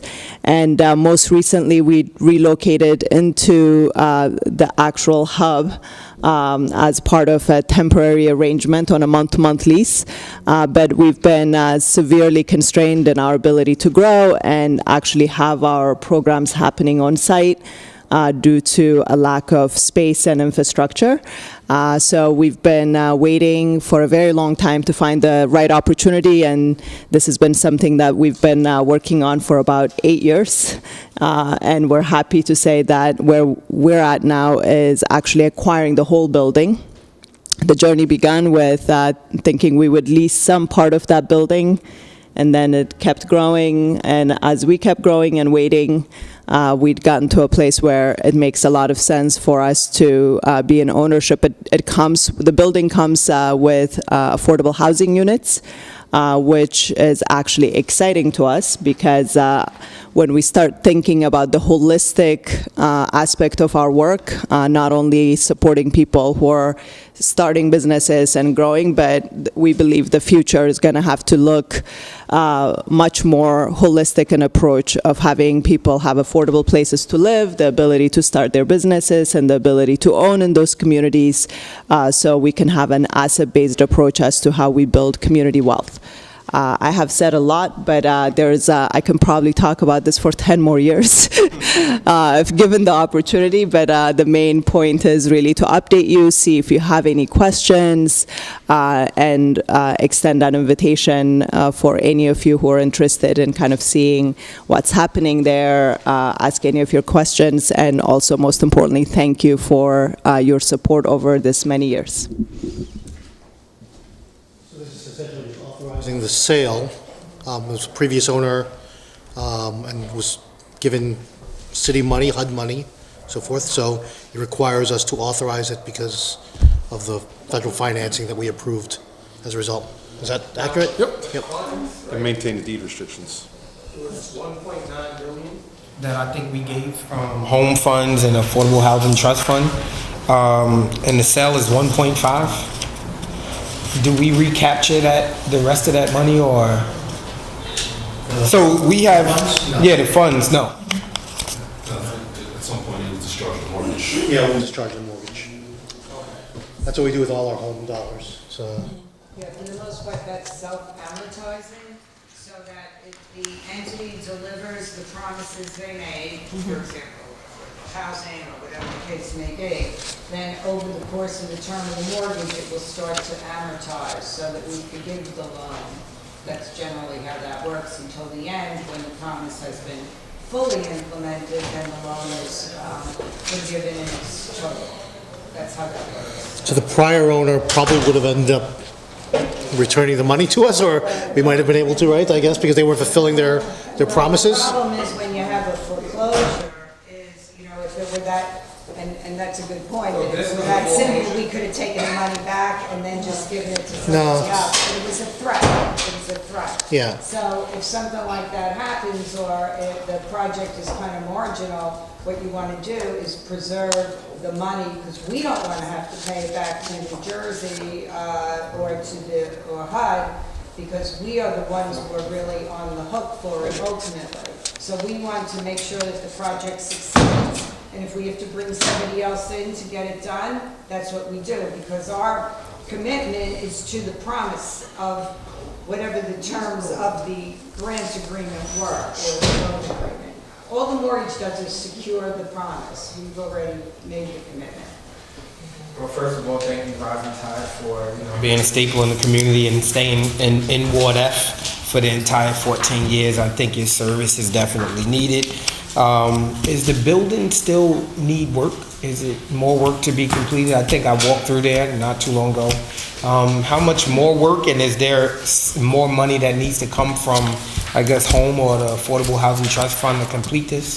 So the good news, and also on the previous topic, I think that was one of the big risks, was that there was a note owed on the building by the current owner, and it was at risk of going to a share sale, and by going through that, it would have wiped away all of the deed restrictions, and all of that money for the affordable housing would have gone away. And so this is very, we're very happy because we've been needing a space, and this is a solution to a lot of parties' problems. So on the issue of money, it's our understanding that the condition of the building is that it has been granted a TCO for the residential units, meaning that they can be filled as soon as closing occurs. The intention that Rising Tide Capital has is to turn, there's commercial space on the first floor and the fourth floor, and our goal is not, we don't need this space just for offices. Our goal is to create really a community asset there for the use of local residents and entrepreneurs to come and start and grow their businesses there. And so we are seeking philanthropic resources to build out the commercial space, because the commercial space is being delivered raw. But the residential spaces are finished and have a TCO. Because I see the second and third floors where you have the apartments. I was asking, are there residential units in the building too? So Rising Tide, would they take over those residential units as well? We will, but we'll contract with a firm that will that specializes in managing affordable housing units, so that we make sure that all of the regulations and rules around how you fill and manage and respond to needs there is done by professionals. Who are you looking to contract with? We've been doing interviews, and we haven't made a selection yet. Are you guys going to try to have any program integration between housing and the work you guys are doing, or is that separate? There are some opportunities for amenities that could be shared. So definitely the goal is to make sure that the residents can feel like they can access the resources. There are also room on both the second and third floor that could have been an additional unit but has been kept in raw conditions, and our goal is perhaps to turn it into amenities for the residents, which would be really exciting. So we're hardcore fundraising from all good people to help us make it happen. I would also mention, just in kind of the impact hub model that's out there, or some of the facilities that have been built in New York City or other major cities where you have a number of social enterprises, nonprofits, local entrepreneurs all coming together in the same place. There is a kind of an impact by proximity and an integration, trying to create that hub there around impact for the community. That is part of our vision. So in addition to the residents, the local community, and other organizations that are operating in the community that need space is something that we're excited about. Any other questions for Will? Thank you. Thank you so much. And before we get to the top, I guess we have our corporation counsel here. No? You want to go from the top? Okay. I guess when we get to the budget, we'll talk about that, yeah. With our first reading ordinances, item 3A, it's an ordinance to exceed the municipal budget appropriation limits and establish a cap bank. Any questions? Yeah, Council President and the Business Administrator? Yes.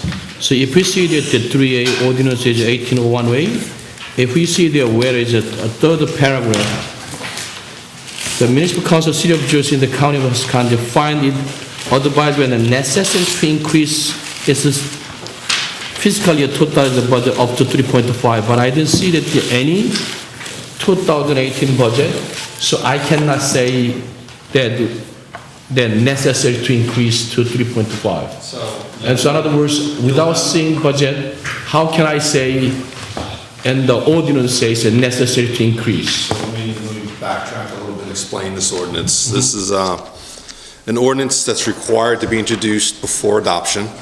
Before introduction of budget. Before introduction. So you'll be getting the budget this meeting. The ordinance is being introduced at the same time. This is a boilerplate document from the state of New Jersey. This is the same one every municipality approves. And what this does each year, we've always talked about the levy cap of 2%. Well, there's another cap that we're all part of. It's called an appropriations cap. What this ordinance allows us to do is to exceed it by the 2.5% based on the COLA that was the state issued in October. But by ordinance, we're allowed to go up to 3.5%. Now, our budget does not go near these numbers, but it does allow us, in the event there's an anomaly during our budget process, that if we need to increase our appropriations for whatever reason, this ordinance will allow us to do it. If we do not adopt this ordinance prior to adoption of the budget, then if there is that budget anomaly, then the law will not allow us to increase our appropriations in excess of the cap. Now, adoption of the budget will be several months down the road, but this ordinance has to be introduced at the same time we introduce the budget to the council. So this is a timing. So this has to be done at the same time. I can't delay this ordinance by any meeting. Before May is introduced to City Council proposes a budget, we have to pass this one. If you want the ability, in the event you have to, increase appropriation in excess of the number, and our budget does not, we are not introducing a budget that triggers these numbers. Okay. But if something happens between introduction and adoption that we have to, this protects us to do it. But as I'm saying, our budget does not will not need this as it is now. Okay. Do we need to introduce and pass this prior to budget adoption? Correct. Pass it. Right, well, you won't adopt the budget until June or July. I'm saying, do we need to pass this ordinance? Yes. This has to be passed before you adopt. If you need it. Well, when's the last time we actually did this as a council? You do this every year. We've done it every year. This is a routine document. Yes, it is. It's a routine. I think he means when was the last time that we go above the cap? That's it. Yeah. So coincidentally, I'm glad you asked that question. Prior to last year, we never did. And let me explain why we did last year. The senior members of the council may remember that we had to use additional surplus because we budgeted additional money for accumulated absences last year. And we did this in 16 and 17. Our plan was to fund it through our operations account. The state said that's the wrong way of doing it. We want it all run through the budget. Because we had to put both of those items into the budget, it increased our appropriations. Hence, thank God we did this because we had the wiggle room to get it done. But prior to that, we hadn't done it in a long, long time, not in my recent memory. But that was triggered by the state. That was triggered by the state requiring accumulated absences rather than issuing the debt. We were paying that money as we go. So they made us run it through the budget, and it triggered the appropriations cap. We're going to talk about that shortly. I mean, but your call once Wednesday night is done. That's it? It'll be your once call. Wednesday night, okay. Yes. We're going to talk about it tonight. Okay. We're going to talk about it tonight. So I just want to be clear, so we have to introduce this along with the introduction of the budget. Correct. The adoption of this ordinance has to be adopted prior to the adoption of the budget. Correct. And it will be, because the next meeting, we will adopt this ordinance.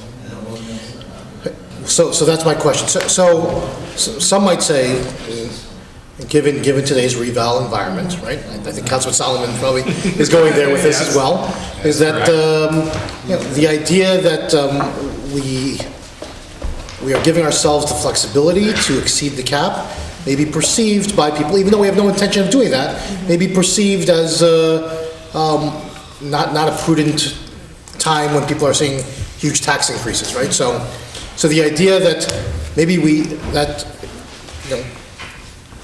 if there's no need to actually pass this, like if we know we're going to keep it underneath the numbers, I mean, we introduce it so we have the flexibility, just my thoughts on this, introduce it so you have the flexibility, but then when we get closer to passage of the budget, then if we should need it, and we decide as a group that I have 5, 6 votes, whatever we need to do to pass it, then we pass it, but there may be a feeling that maybe we shouldn't pass it, and maybe if we're going to be ending up exceeding the 2%, that we should sit down a little longer and figure it out how to keep it under the 2% at that point.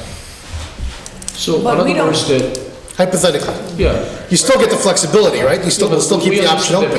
But instead of we go 2.5 or 3.5, we only go 1% increase. Then this is useless. It's unnecessary. Yeah. So that's why my concern is that at least we should pass this ordinance after the city council review the budget. Before approve the budget, we should pass this one. If our total was over than like a 2.5 or 3.5. Other than that, we not necessary to pass this one. I'll confirm the timelines before Wednesday, just so we're on the same page. Okay. To make sure we're statutorily correct. I don't want to, Because when we pass this one, if anybody in the public, general public look at it, already city council gives a hand, the tool to this administration to maximum increase 3.5, almost $70 million. So I'm not feel comfortable. James and uncomfortable, maybe Council Rich was uncomfortable because they have a huge tax increase can be happening. You understand, right?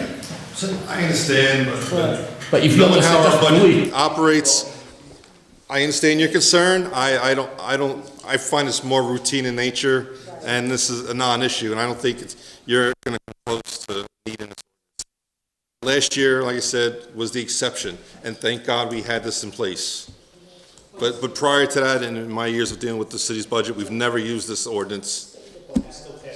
We pass it every year. So when was the last time it wasn't Passed. It's passed every year. For the last As far as, 30, 40. as long as I can remember, this has never been an issue.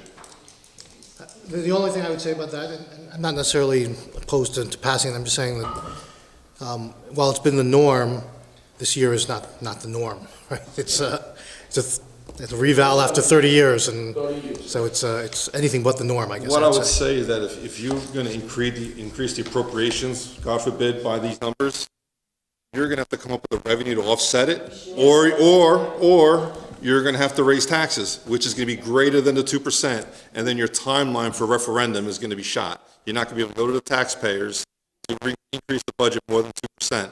So you're going to have to find the revenue somewhere to do it, or cut the budget somewhere. So.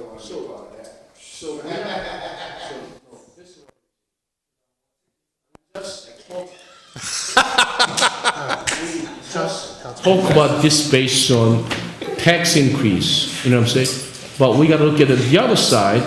If we put your good effort to make we able to reduce the spending, then we don't need this one. So can't you find out for us till Wednesday so we know? Okay, all right. So we're on the same page. And the budget is June, July, right? So we're going to introduce on Wednesday. The council will conduct its hearings. You know, once we get approval from the state, everything's in order, we can adopt it. So I imagine it'll be several months down the road, June, July. Let me ask us to move out of order and move to 10Z8, introducing the budget, so we can just have a conversation about the budget. Question. So what we're doing in the Heights with the 24-hour parking enforcement, is that something that we would need to raise the budget for or increase the budget? Or like Parks and Forestry, we have 5 people that's on. So Mary did ask for additional funding for 24/7 coverage. But she annualized it over 12 months. So I definitely cut that down, assuming a later in the year rollout. And in my mind, it'll be a phased rollout. I don't think all of a sudden May 1st, we're adding 65 people to payroll and hit the streets. I would think that's going to be phased in. So I've cut her request. I think she asked for $2.3 million additional. So I think I cut it down to say like $1 million to get her through the end of 18. So in other words, simply you say right, even though we have a law, we create a law, we don't have to be enforced 100%. But as long as we have a law in the book, then in the future, as by phase, we can enforce. You know what I'm saying? So maybe she say we need another 50 people. We don't have to. Maybe we increase this year 10%. So we just enforce with what we have. Next year, if his economic revenue is increasing, then 20%. You know. Yep. So doesn't have to worry about that part of it. Key is that we want to see that intention or passion from this government willing to do it. Right. That's the key. So there is funding in the budget for 24/7 coverage. All right. Thank you. As is the budget. As introduced to the council. Yeah. There's no difference between 24/7 and 8 a.m. to 5 p.m. It's just a matter of whether we actually enforce or not, right? So most people would say from 8 a.m. to 5 p.m. we're not, let's say most, many people would say we're not enforcing between 8 a.m. and 5 p.m. as it is, right? So, or sporadically enforcing, or not enforcing as well as we could be, I would say. So, so 24/7, I mean, we have the laws in the books, but it allows for enforcement. So whether we have the resources or not, and whether we're able to do it citywide everywhere, but if there's a parking enforcement officer out there, and there's only one, and they have the ability to enforce, they can enforce, right? Even though you enforce it once a month, you know what I'm saying? They can limit the problem what we have. So good to have that rules and regulations in place. Okay? Yeah. All right, next. So can we defer to 10Z8? Yep, sure. This is a resolution introducing the calendar year 2018 municipal budget. You want to distribute all that? So we have the budget here. It wasn't included in your packets, and we got it this afternoon. And so there was slight miscommunication between myself and the budget office. In the last few years, you've got a nice binder. What I instructed the budget office not to give you all the prep materials for your budget hearings, they misconstrued that to mean not to give you the binders. So by end of this week, you will have a full package, a nice pretty binder with all the documents that you need in preparation for your departmental hearings. And that's why they're a hole punched to slide into by the clerk's office. Thank you very much, clerk's office. And you have the memos. And there'll be slides, some PowerPoint slides, give you a little bit of summary. But let me just say that the council is receiving the mayor's budget tonight with hopes of introduction on Wednesday. The question is always talks about taxes, property taxes. So again, this budget is being introduced without a municipal tax increase. It's the same rate as last year. We cannot speak to the county or the school numbers yet, as we have not received them. I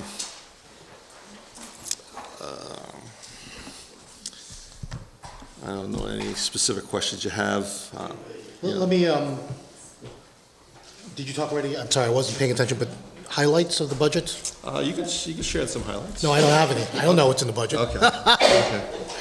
You can share the highlights. I have no idea what's in the budget. Public safety staffing is remaining the same. The administration the last few years has done a tremendous job in increasing police and fire. We're maintaining those current staffing levels. We have funded the 1,000 summer youth jobs this year. That is being funded by this budget. If the council recalls the last few years, we were using the balances from the abatement buy-up account. Well, that account has been used up, and therefore we had to find another funding source. Well, the funding source is our tax dollars. The mayor has committed, and the council has previously committed to summer youth, and so this budget includes that. What else? We created the Office of Sustainability. Kate Lawrence was here today, so she's going to be moving forward with being a little bit more aggressive in her venture, downsizing from her role of planning and get a little bit more proactive with sustainability issues. She's going to add another person to her staff. That is included in here. I know we've always talked about the Tax Compliance Office with Pierre Leandre. There's funding in there to, get him some more inspectors. We've added staff there in the previous year's budget. That's going to continue. What else we got going on? Parks and Forestry. I think that's probably a better question for when Director Stamato meets with you. He's added staff, but I don't know if it's specific to what was discussed tonight with Kate. So. Having for the budget and an arborist, since we lost ours last year. I don't recall if you budgeted for a new arborist. I mean, there's probably a question to have at that departmental hearing. So then, business administrator. Yes, sir. You talk about all the operating expensive spending. Now, what I would like to ask you, do we have any new revenue resource we find or creative this year or next year to cover all the spending? New recurring revenues, there's nothing new in this year's budget. Fortunately, our municipal court fines have been trending upwards, so we're able to increase there. Our pilot revenue is up a few $1 million from last year. What we did lose in terms of revenue, we used to get you remember the recovery zone bonds that were received in the prior, from the former president's administration that used it. We helped build our DPW complex. Well, we used to get reimbursed, towards that debt service. Well, the current administration in Washington is currently reviewing that program. And so we may not get that credit, which is about $3 million that we had in last year's budget that we do not have in this year's budget. We've been advised not to include it in that budget. So that's a significant dollar loss in this year's budget. So we've had to make that up. And even with, I like to call it James Corporate Accounts their seat. Then let me ask you a quick question. About the budget? Yeah. I say spend. No, it's a very important part of it. Okay, I think business is about we have to work a couple of things. 2013, after Jeremy, if you director of the law department, he set up the team to go pilot program for the excess profit. So at the time, he mentioned one time around $3 million. He able to collect extra excess profit from the what are they called? The pilot program tax abatement. So now, I actually just want to make sure credit goes where credit's due. That was a program really spearheaded by the tax assessor and Joanne and myself. It wasn't just, it was just me. So. So not by yourself. Tax collector. Yeah. He did a great job. But now, 2018, we have a total different. So the inflation or anything else add up, actually our operation expense getting higher. But meantime, we have a good benefit out this year with real estate booming. 2013 actually only passed the 5 years after 2008 financial crisis. But total real estate market value in Jersey City since 2013 to 2018, last 5 years, really, probably 30–40% increase. So if we see that the financial agreement of a tax abatement very clear, they say that your annual service charge is 10% to 10% of annual gross revenue for the annual service charge, but also years by different stage. When you come close to the end of the what are they called? To like a 20, 40, 60, 80. Upstaging. Yes, so now, because of that, 40, 60 based on 40%, 60% based on tax. So this year tax is going to go 20%, I mean, that double it. So we can see that we can see that a lot of revenue, extra new revenue from that state statute by 80 or 60, 80. I think I understand what you're saying. Yeah. And if I understand it correctly, what you're asking is, are we generating additional revenue from the pilot programs? Yes. And the answer is yes. A significant portion of the gap we made up is Yes, coming from the pilot revenue. because of average at the financial agreement, the annual service charge, they're getting higher from the. So just so you understand exactly how it works, most of our abatements, and when I say most of them, I mean the lion's share of our abatements are structured on a percentage of gross income structure. Yeah. Which means if rents go up, our cut goes up too. Yes. And so when this real estate market you're talking about booming, the net effect for us and most of the abatements is the rents are going up. And therefore we're generating more revenue. Right. But in addition, what you're talking about is the staging on the back end. So the way it works is 20, 40, 60, 80 of conventional. Percent of conventional is the potential service charge. And the way it works is there's the agreed upon service charge and then the staged assessed charge. And the city gets whatever the grader is. Right. So, just so you understand, some of these properties where they're in the staging phase, we look to what the potential conventional taxes would be. Right? And we would get 80% of whatever that is. So if they had an increase in what that potential tax would be, thus triggering the additional revenue for the stage, then we would get that money. That's what I'm saying. Yes. So I like to that your business services, your team have to set up the team. We don't. It's already. That's all. It's already. It's all done by the tax collector's office and. So I just try to make sure that I expect some real revenue from that portion. Well, it doesn't. It doesn't. It's not. Either it's there or it's not. It'll depend. We have to understand. For most of the abatements, it doesn't trigger until about 60%.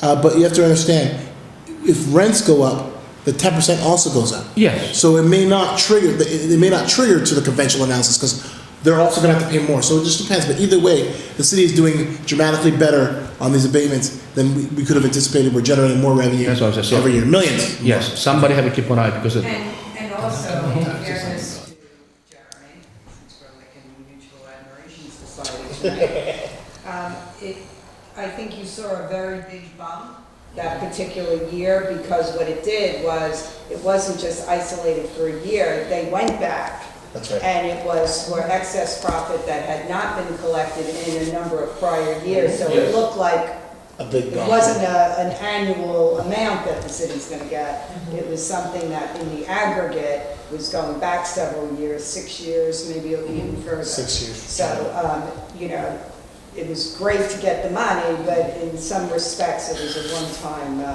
you know. So just every dollar's count. You know, so try to make sure that City of Jersey, your department, your team pay attention for any dollars we can get from them. You know what I'm saying? We should pay attention for that. Absolutely. And then make Bob Case smile to find out unexpected revenue from the somewhere waterfront. You can smile too much. Okay? That's why I just want to make sure. Okay, good. Now you can go home. Oh, you gotta go to second job, part-time. We'd like to go. Well, listen, I want to make, see Ms. Paul's here, so I know she's going to ask the question. So, not tonight, but Wednesday she's going to ask, so I'm going to preempt and answer it now. Last couple of years, you've had this user-friendly budget that the state created. And the reason why you do not have that today is that the state has created a new computer system where all the financial documents have to be entered into it. And then so the data is from one sheet gets pulled and put into the other sheet. They're having a little bit of kinks in it, so we're not able to enter the data yet from the annual financial statement, which would then get pulled over into the city's budget. They're having issues. They anticipate having that done in next month or so. By the time we adopt a budget, you'll have the user-friendly and the new document. Same budget document, but it'll be all pulled from their new system. And moving forward, it should be easily entered. Okay. All right. Anyone else have questions about the budget? How about one-time revenues? One-time revenues, you know, that's always a sticking point. That's stuff that we need to get away from. You know, the biggest one shot probably again is land sales. I think it's $12 million in this budget. So let me tell you how we got to 12. $5 million of it is the last installment from the sale of the property near the medical center. We've taken that over multiple years. This is the final $5 million. We are in negotiations with the MUA at this point to sell them a piece of land to relocate the MUA headquarters facility. We're anticipating installments of about 4 years. This first year, we're going to take about $2 million from the MUA, and we anticipate another $2 million years 2, 3, and 4. So probably about an $8 million transaction. The last $5 million is another property that JCRA is selling for us near our old property by the medical center. It's kind of borders Ward F and Ward E. I believe it's Argent is the developer. So that gets you to the $12 million in this year's budget. Question? In the hearings, do we have I guess we could read to the departments, but do we have a full hearing on revenues? We did do that for the first time. Last year was the first time we did it. So I just wanted to, because I don't want to. Sure. Actually read and then ask questions. Fair enough. So we don't have any new revenues, and the major revenue come from any other? No major new revenues. And the mayor mentioned that the tax to Ubers or Lyft. What happened? I believe the law department is looking at the statute right now. I think that's might be a little challenging at this point. Why does everything have to be taxed? That is not incorporated into the budget. What a joke. What about how are your projections in this with the Airbnb and hotel revenues in general? Hotel revenues was up last year. We're anticipating that's still going strong. We anticipate the same number as last year. Same number? Yes, we are anticipating that. Okay. Any other questions related to the budget itself? Oh, I have a question. Tenant landlord, any increase or any enforcement mechanism around rent control, housing issues? I'll tell you, the department's request was granted 100%. So if he asked for enforcement, we gave him the personnel. I don't remember off the top of my head at this point. Okay. Okay, so before we continue with the rest of the agenda, you have a memo that Margaret drafted? Yes, sir. Meantime, I have some paper somewhere. The pay increase is a huge, probably several dozen of the people pay increase meantime 2008, 20,000, 10,000, 5,000, 4,000. I don't know where the money all come from. No, really, I scratch my head because I have a copy somewhere. Almost a couple of, probably close to 3,000 people get 20,000. Some people get increase. 10,000, 15,000, 5,000, 2,000. That's the cheapest one. The lowest one per raise is 2,000. Most highest one I get 20,000, and the 15,000 is very popular. I mean, I would say that's the mayor's rule. And let me finish I would that. say if there were big numbers like that, they had obviously an increase in their responsibilities. They get elevated to a new position. See, that's what I'm saying. You just say that they increased the responsibility, their job. Can we give you a prompt writing what their job now, what are they increase? So we city council can even look at it. Really, that 20,000 increase is required for that another job assigned. You know, we have to see something. So in other words, what I'm saying, not increase. I want to be careful. Right? Because now we're starting to delve into HR, and that's not really the role of the council. In fact, you're not supposed to understand why an individual is getting a promotion or raise. That's a personality HR matter. So what do we have? You go sugar exposure. What you really are focusing on is what the salary line was this year versus last year. If you're not comfortable, then you can figure out what that is. But what I can share with you is, you know, without knowing who you're talking about, the way that raises are done is directors every year, if there's money in the budget for it, are asked to make a request, or sorry, are asked to make a request of the PA and the mayor of who they would like to give raises to. See, now, those are merit raises.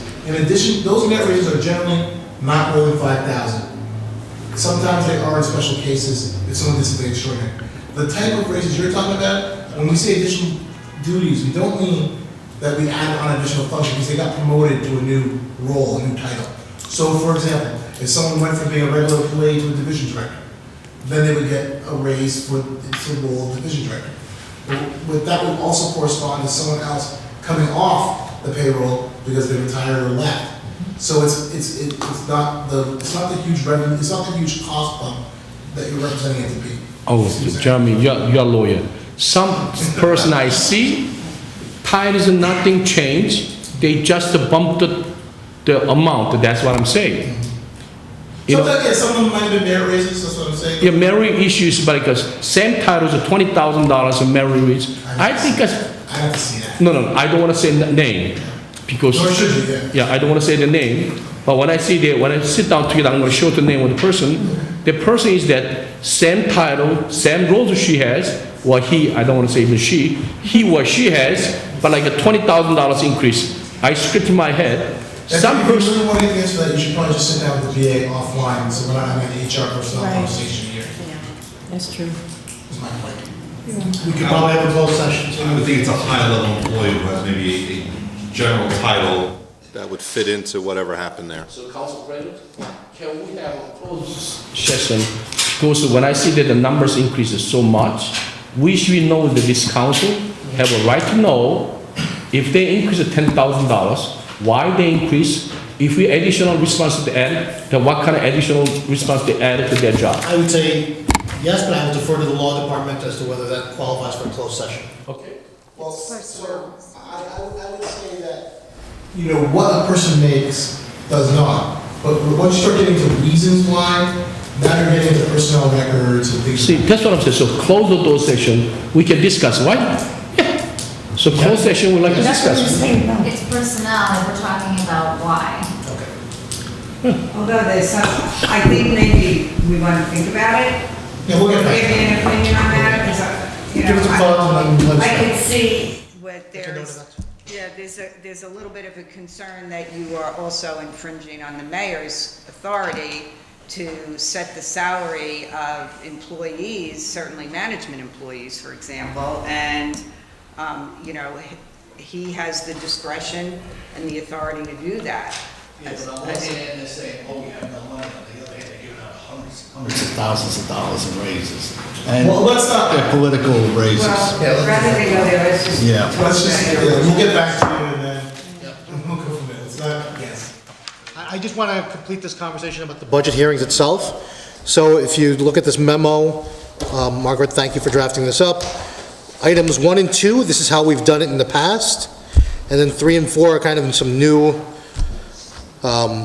suggestions to approaches, and certainly open to any other approaches as far as doing departmental budget hearings around this. So the first one, we did this for the first time last year, 4 days straight, knocked them all out, and had 4 days consecutively of budget hearings. Me personally, it was a little arduous, maybe not the best for me, but if other folks felt it worked for them. The number 2 has been done over the previous years before that, where over the course of 2, maybe 3 weeks, and actually I think maybe the first year it went longer than that, yeah, a lot of scheduling issues and so forth, and trying to figure it out, how do we schedule this and put them all kind of in a condensed 2 to 3 week schedule. Number 3 was suggested last year, but was opposed, which is one weekend, again, kind of a marathon hearings all day. And number 4 is something that I just kind of was thinking about, like maybe we cancel a meeting and do it over 3 to 4 weeks, cancel a council meeting, so we just kind of focus on the budget and kind of narrowly focus in on that and in that regard. I would just draw caution to canceling a Right, council because meeting. it extend our summer. Yeah, that, and also when we're introducing these SID budgets, you know, we have to make sure that we're meeting in order to adopt them on a timeline as well. Pay vendors timely, so the claims have to get paid. So then, Council President, can you add to say that, how we set up a budget hearing committee? Because I asked him the last time that we should set up the West Point, I interested, and what are they called? The James Solomon's interested, correct?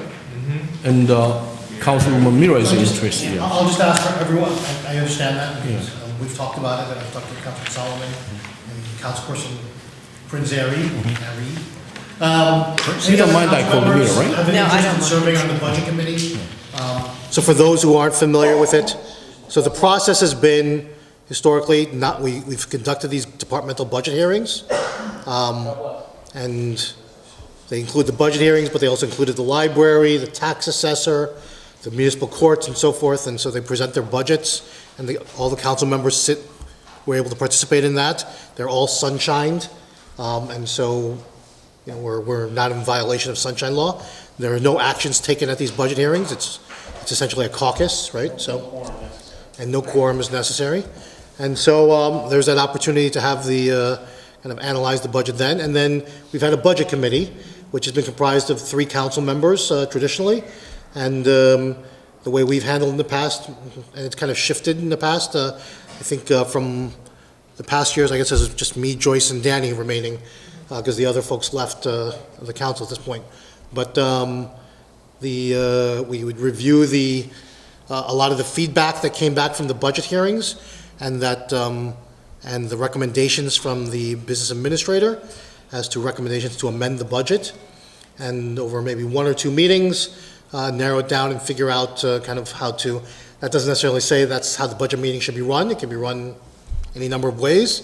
And then I've also just recently asked the law department about the idea of how many members of the council could serve on the budget committee without necessarily, or any committee, without having to sunshine it and so forth around that, so they have the flexibility. Is 4 permissible? No. We know that 3 is permissible.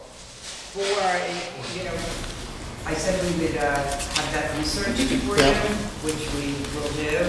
The concern is that you can't behave in a manner that's done deliberately to avoid complying with the sunshine law. So, we just want to be careful, and I want to make sure that there isn't a case interpreting that as well. But I know 3 is safe. I mean, I just like an official opinion, so Yes, I understand. so we can So when we go to get the allow maximum participation. That's what I'll say. And he has been out, and I had said that to you last week, I guess. So it's not standing committee, it's a temporary committee. Pardon? It's a temporary committee. I understand. Yeah. That's not the issue. No, it's the number Yeah. of members, not the fact that you have a committee. So I'll just say, consider these things. If you have other ideas, share them. You can share them tonight, or you can share them later. Maybe by the next council meeting, we can narrow in on this and figure out how these hearings will be conducted. Margaret, as council secretary, will schedule them and work with the departmental directors to make sure that they're available. The one thing I would say to the BA and the finance department is that that the department directors provide their budgets in advance, their detailed budgets, so you all have kind of You'll get a binder by Friday with all the detail that you normally get for the budget hearings. We will ask the departments, as the council president mentioned, to send you any additional information like a week in advance of their scheduled hearing, which will include any updates, include any goals and objectives, and some data for you to analyze. And the one thing I'd say is that historically or traditionally, we have asked for a week in advance, additional information, and they usually just bring it at the meeting.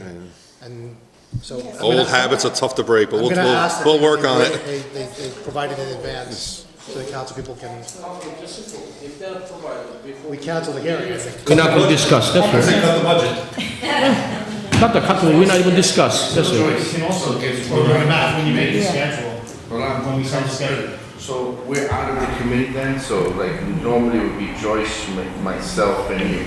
So are we changing that or? Yeah. I'm asking for whoever wants to volunteer to let me know, and then we'll figure this out. I mean, the appointment is made by the council president, so I'll figure that out by the next council meeting. Okay? But you have to let me know.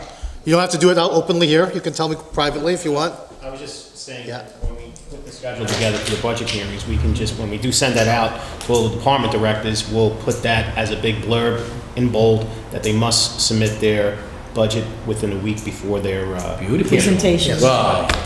We ask that all the time. Yeah. And if We it's ask not, that there all will the no time. budget. I don't know if we actually do We ask that it all the with the time. schedule. We ask them I all don't the think we've time. ever done that. But sometimes when you're on a deadline. And I will add one last thought, which has been reiterated in previous council, over the past 4 years of the previous council, that the budget committee and everything else, I mean, certainly you have the departmental hearings, but nothing precludes a council person or multiple council people from sitting down with the department director or the BA or a member of the finance department to kind of discuss the budget and get your questions answered, whether it's within the confines of the committee or the hearings itself. But we should, That's fine. We should say no committee then, and we should just all sunshine. Sunshine every meeting, yeah. I mean, better like that. Even being on the committee, based on the presentation of each department, truth of the matter is, it can be done that way. And then you can just have a meeting, just like we had the caucus meeting, and we could discuss it just as council people. The information that we heard, to be perfectly honest, because I've been on each one each year, and that's based, because you're gonna hear each department present. We all will. We all will. And then what happens is you come up with, your suggestions based on what they introduce, and then we come back, even when we still have the quorum, the budget committee, we still have to come before the whole council too, because we have everybody's input. So that's why, to me, it's no big deal. It's none, because I've been on it. It's really not, and that's why I don't know why. That's the way it's done, to be perfectly honest. We all hear it. They take. I mean, think about it. And Michael knows that. Particularly for the new council people. He knows that. Actually, Council President, you say right. That's the way they conducted things. Then maybe we have with a different leadership, with the new council members, maybe we can play the role of the council budget hearing committee, especially adjust the numbers. We can do the different way to do that, improve that, help that the mayor's side and the city council taxpayer side. So I just still recommend it. Maybe we have to think about that, the different roles these times played, okay? Just let me know your thoughts. If the new council people want to get like a budget 101 lesson before we'll sit down for an hour or so and go over the document to let you know how it was put together and why certain things were done the way they were done. I'll make myself available to you guys. One-on-one, 3 at once, whatever you want to do.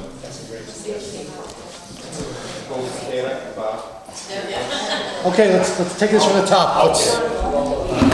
Okay. So we've already touched on A, we talked about that. B, we talked about 3C is the ordinance amending Chapter 245, property maintenance. Any questions on 3C? I have a question. Sure. Is this only for homes over a certain amount of units? This isn't applying to everything, right? Which one? 3C, right? This is 3C. 2 or more dwelling units. 2 or more. 2 or more? What about condo units that are in a building? What's 3C, sir? I'll have to ask the director of the Hill about that one. But I tend to think it's more of, structures than condos. But it says something about cutting the heat off and... Pipes burst and things like that, but if it's a condo association, and some condos, we actually just, the one at 78 MLK is only 3 condo units, but it's still a condo. So I don't know how we... Yeah, we have to talk and see what the intent is, but to me, it reads like they need a unit that is owned by the same party, right? So condo has to come and treat as separate dwellings. But what happens if there's 3 empty units next to each other, or 2 next, So what you're saying is... As a homeowner, I don't want to have heat on if nobody's here. Is your family? Yeah. Multiple family houses. You don't have to put the heat, but actually... Well, that's what this is saying. No, but if you see that the page, the page 338, owners of the management shall maintain the heat in the every dwelling. So if it's below the 32, then as your homeowner, you have a risk to burst the pipe with the freezing. So better have it turn on the heat, so for your benefit. Yeah, but either way, I'm going to have to pay for it. Yeah. But actually, put on the heat is a benefit to you more than call the plumbing with the damage the pipe and fix all the water damage, what I'm saying? Yeah, I get it. Can we bring in Marcus to respond to questions? So I was my concern because one of my buildings is empty. Yeah. But I don't want to keep the 32, nobody leave, because there's no pipe at all in the building. Move along. 3D is withdrawn. 3E is withdrawn? No, 3D. Oh, 3D. 3E is an ordinance creating a new position for senior carpenter. This is a new hire or is it just promotion? I think it's always our goal to promote from within. I don't know if they have identified someone yet, but I think they're trying to create that position.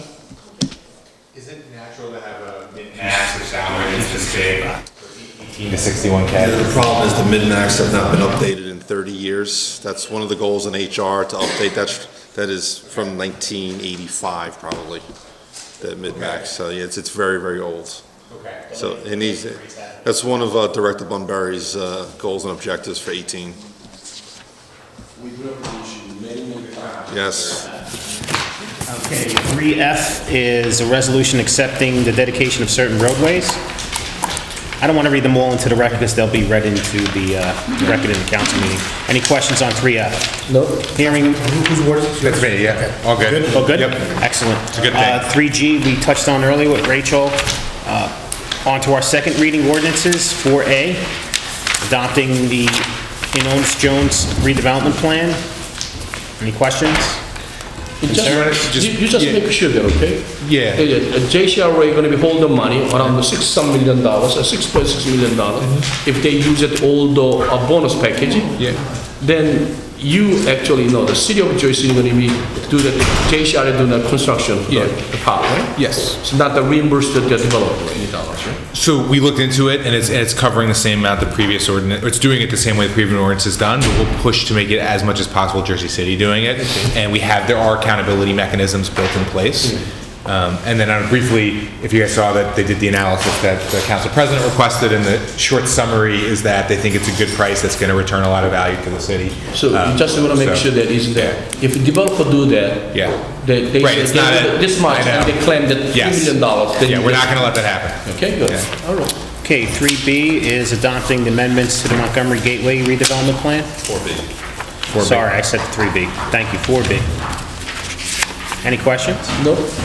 Okay, 4C is ordinance adopting the amendments to Erasmus Cove Station redevelopment plan. So just can I make on this one, so this is the one where Matt came and he presented this thing on yard factor and he showed us the 1999 map with all the parking lots. My recommendation to the council, but it's all of your decision, is that we table it after public reading.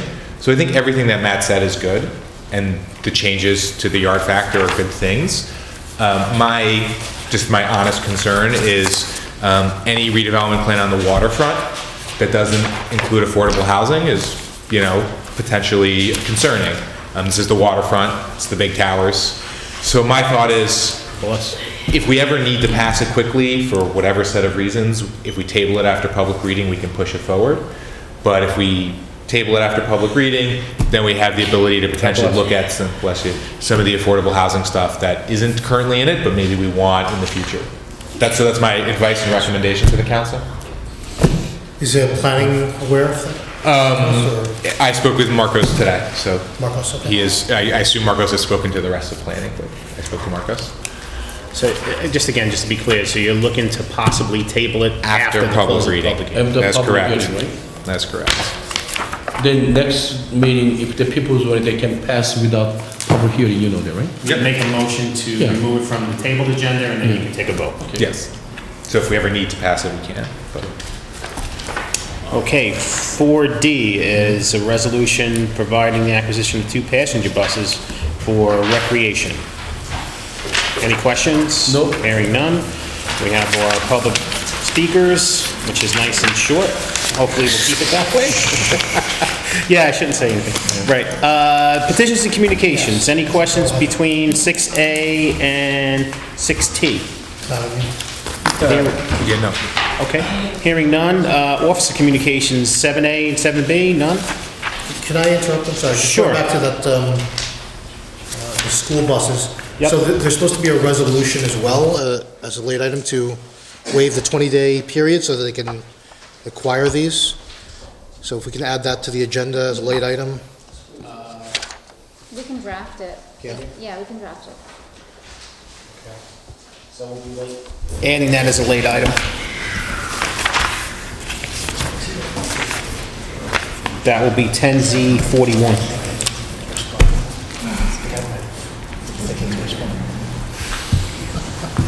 Okay? Alrighty.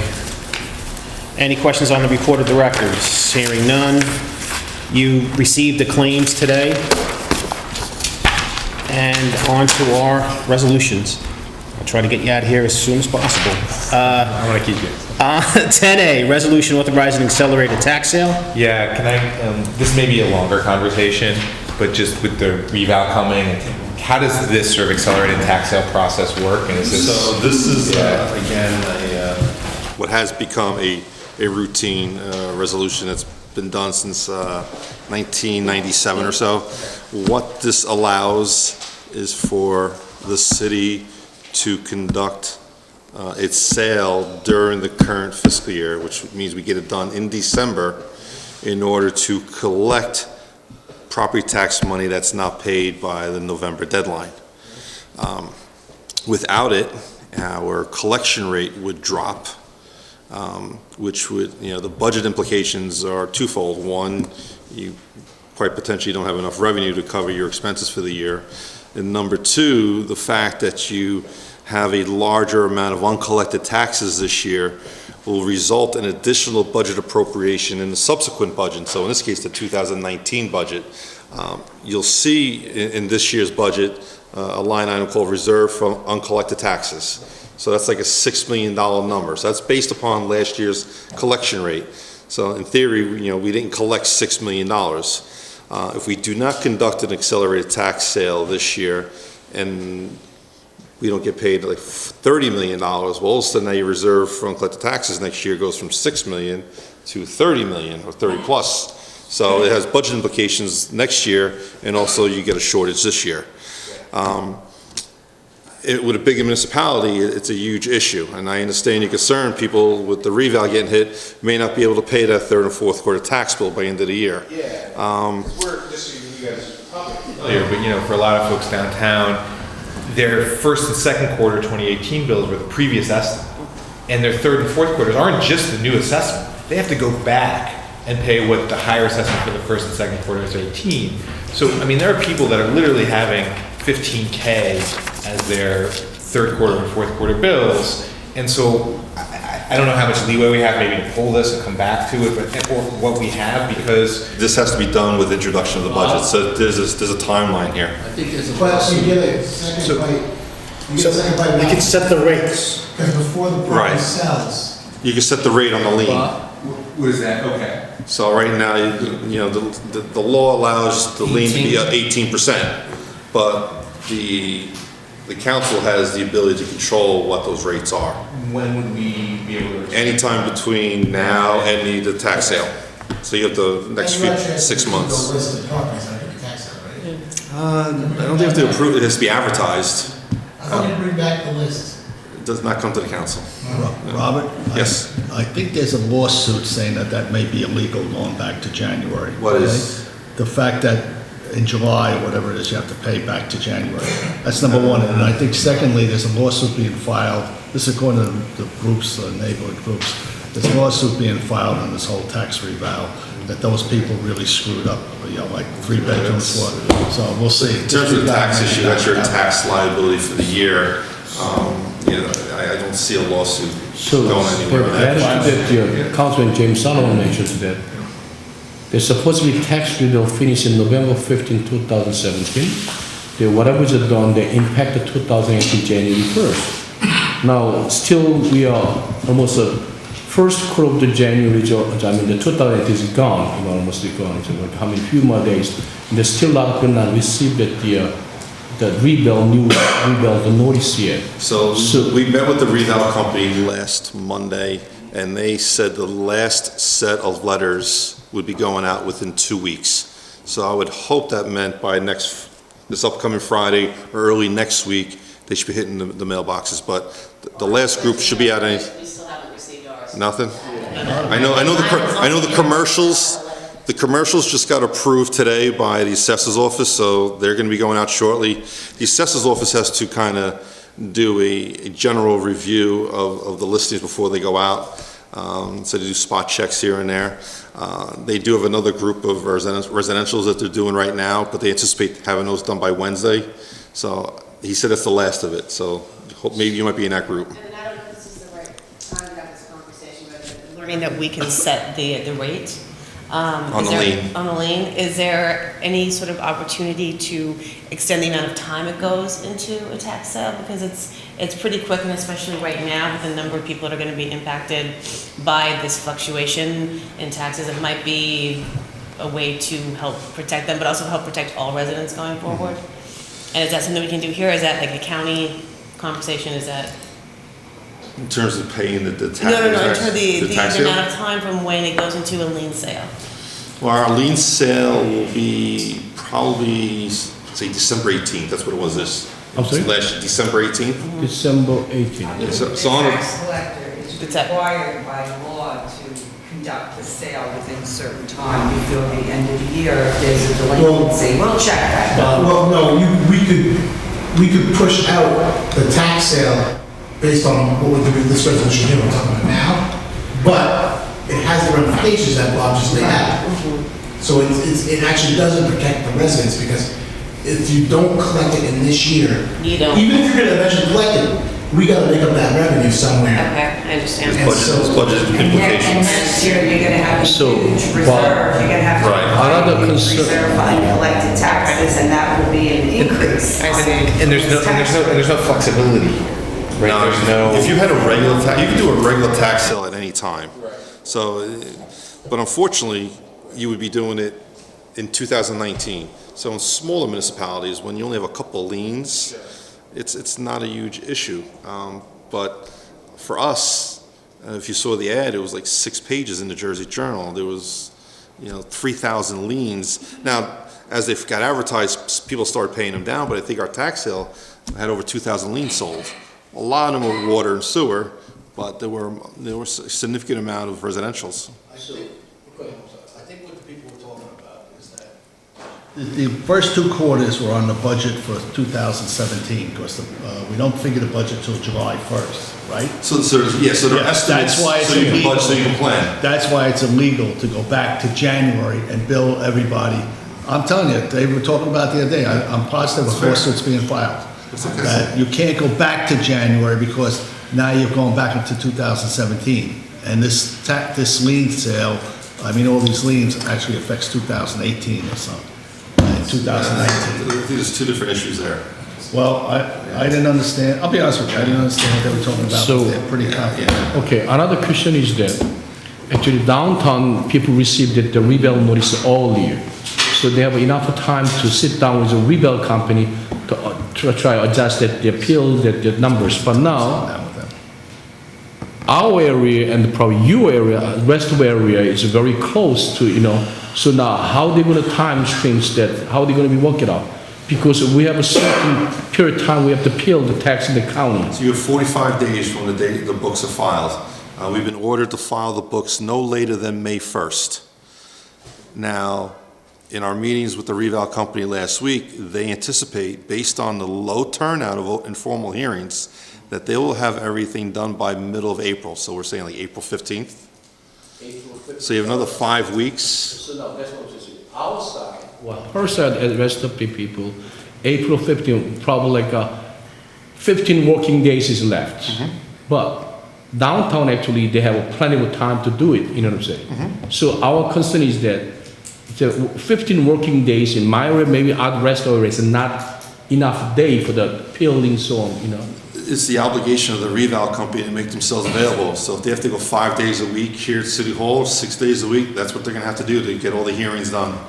So whenever all the letters go out, they anticipate the property owner reaching out to them within 7 days. So based on that theory, with all the letters going out within the next week or 2, they anticipate people scheduling their appointments within 7 to 10 business days, and they can schedule out how many days they need to be here. Each district, they're going to come down to each ward, right? Well, right now, they've been coming strictly to City Hall, because quite honestly, not a lot of people have taken advantage of the informal hearings. It's been low turnout. Is that right? Yes, sir.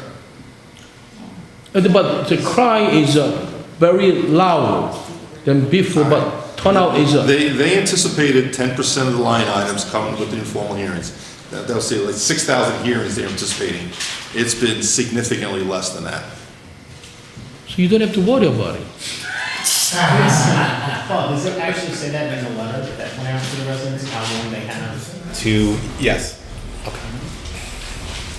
So that But impact. the mayor's also been public in his statements that we're not kind of holding people to a 7-day window. Like No, they have until the someone wants revoc, a formal until appeal. books are, until the books are in. submitted, they can appeal. I mean, we would hope that within 7 business days of receiving the letter, they would file, schedule an appointment. No, the most people receive that notices downtown, so City Hall is a perfect place to do that. But people in Greenville or South or North, it's not easy to have the hearing at the City Hall. So at the time, when we talk about Rebel Company, they say they're gonna bring up the shuttle office to each ward to take care of those issues. So instead of we go, and then they're gonna visit it outside. And they'll still do that based on demand. So now what There has we not need been a to- demand for that. Yes, so now what we need from your side, some scheduled times and the location, so we can communicate with our resident in there. So they're gonna visit PS20 school, so-and-so area, such a day time to, we have some now, so we put out the word in the street, you know? Can't you create some We're not schedule? scheduling locations until we know how many people are scheduling meetings. We don't want to tie up an entire school for the day if no one's coming. Well, no, the Reval Company's been doing 9 to 5s or 9 to 7s. They've been in City Hall most Wednesdays, Thursdays, and Saturdays for the last month. In the most area, people working daytime, you know what I'm saying? So, and not only the 15 days, they're gonna do that based on their schedule, but some people the 15 days, receive it after that letter, 7 days before, and they show up in 7 days and make a time to show up, it's not easy. So if you give us some scheduling, when they're gonna be, where they're gonna be, so we're gonna promote that to the residents, so at least they can prepare for that. You got it? Good. You're the best. Field of dreams. Build it, they'll come. Okay. They haven't come yet. So then we can provide my office to them, or we can use the senior buildings, you know what I'm saying? Some we have to find out something. Your office is good. My office is good. Free But each coffee. location, the Reval Company requires access to copy machines, Yeah. various equipment they need. Yes, their phone is, their fax machine is there, you know, so, They should learn how to talk to people too. Okay. yeah. Okay. Tell them just to behave. Okay, items 10B through 10C are resolutions to cancel refund and tax sale certificates. 10D. 10D, right? 10E is a resolution authorizing the business administrator to execute a discharge of a blanket mortgage affecting property known as 134-142 Caterer Avenue and 33-39 New Street. 10F is a resolution authorizing the business administrator to execute a discharge of mortgage affecting property known as 69 Harmon Street.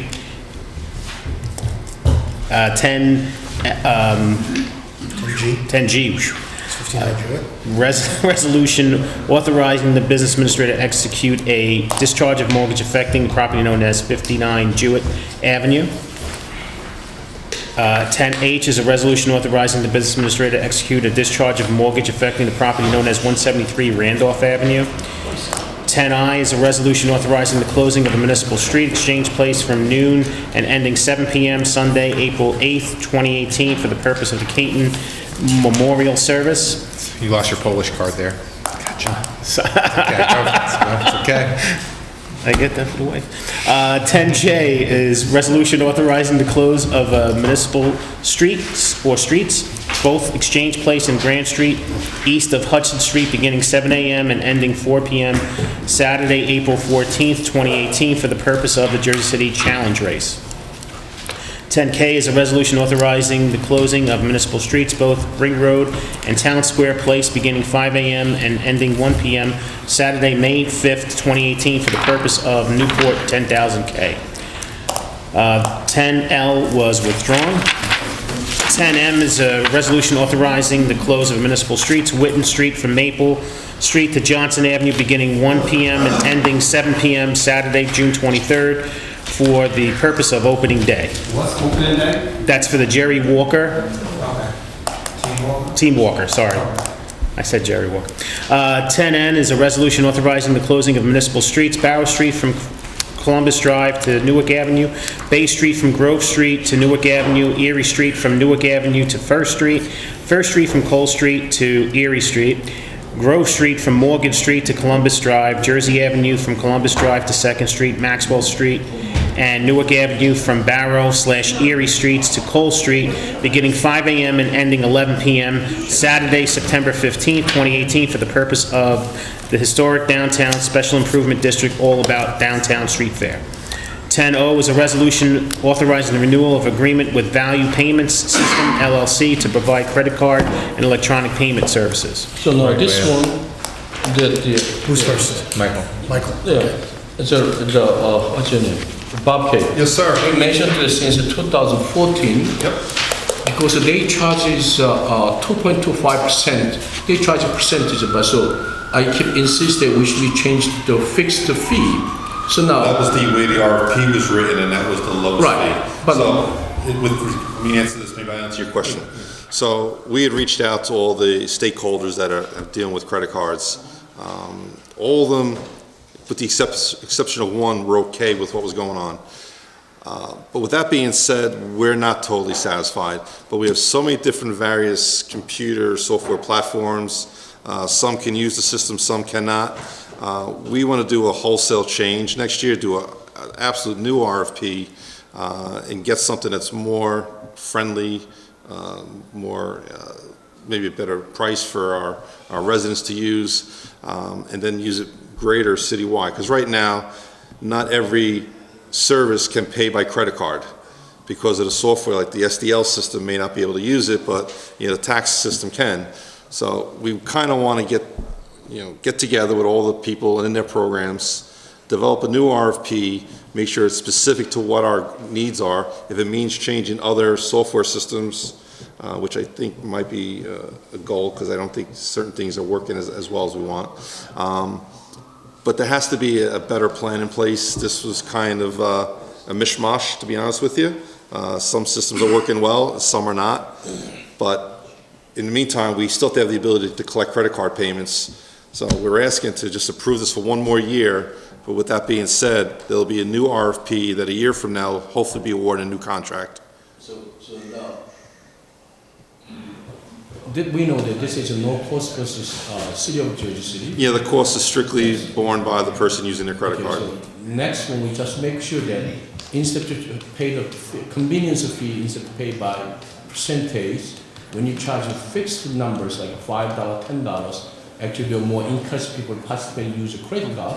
The meantime, city get revenue of that, whatever they use it, and the plus, the people use a credit card to pay the bill, they get on the mileage, so they can go, they pay, what do they call, the property tax for 2 years straight, they can mileage enough to go vacation to Puerto Rico or Canada somewhere. But this is not a revenue generator for the city. That's We what I'm strictly collect our fee and that's it. But at least we give the benefit to taxpayer who pay the bill, you know what I'm saying? So next year, we gotta make sure that, not by percentage, by, the fixed price convenience fee, like a state, when you use pay the registration and anything, state say convenience is $5. When you use a motor vehicle, they say. Well, the RFP will generate, the bids will generate how much they're gonna charge. Yeah. So, I mean, we can tailor, I guess we can tell them what we want. Yeah. Minimum of $5 or beat the price. So in other words, the way I pay property tax by credit card, if I own the mileage, I can go that they have for all world to travel, you know what I'm saying? Right. So why don't we give the benefit to people in Jersey City, you know what I'm saying? Okay. So make sure they're possible. Yes, sir.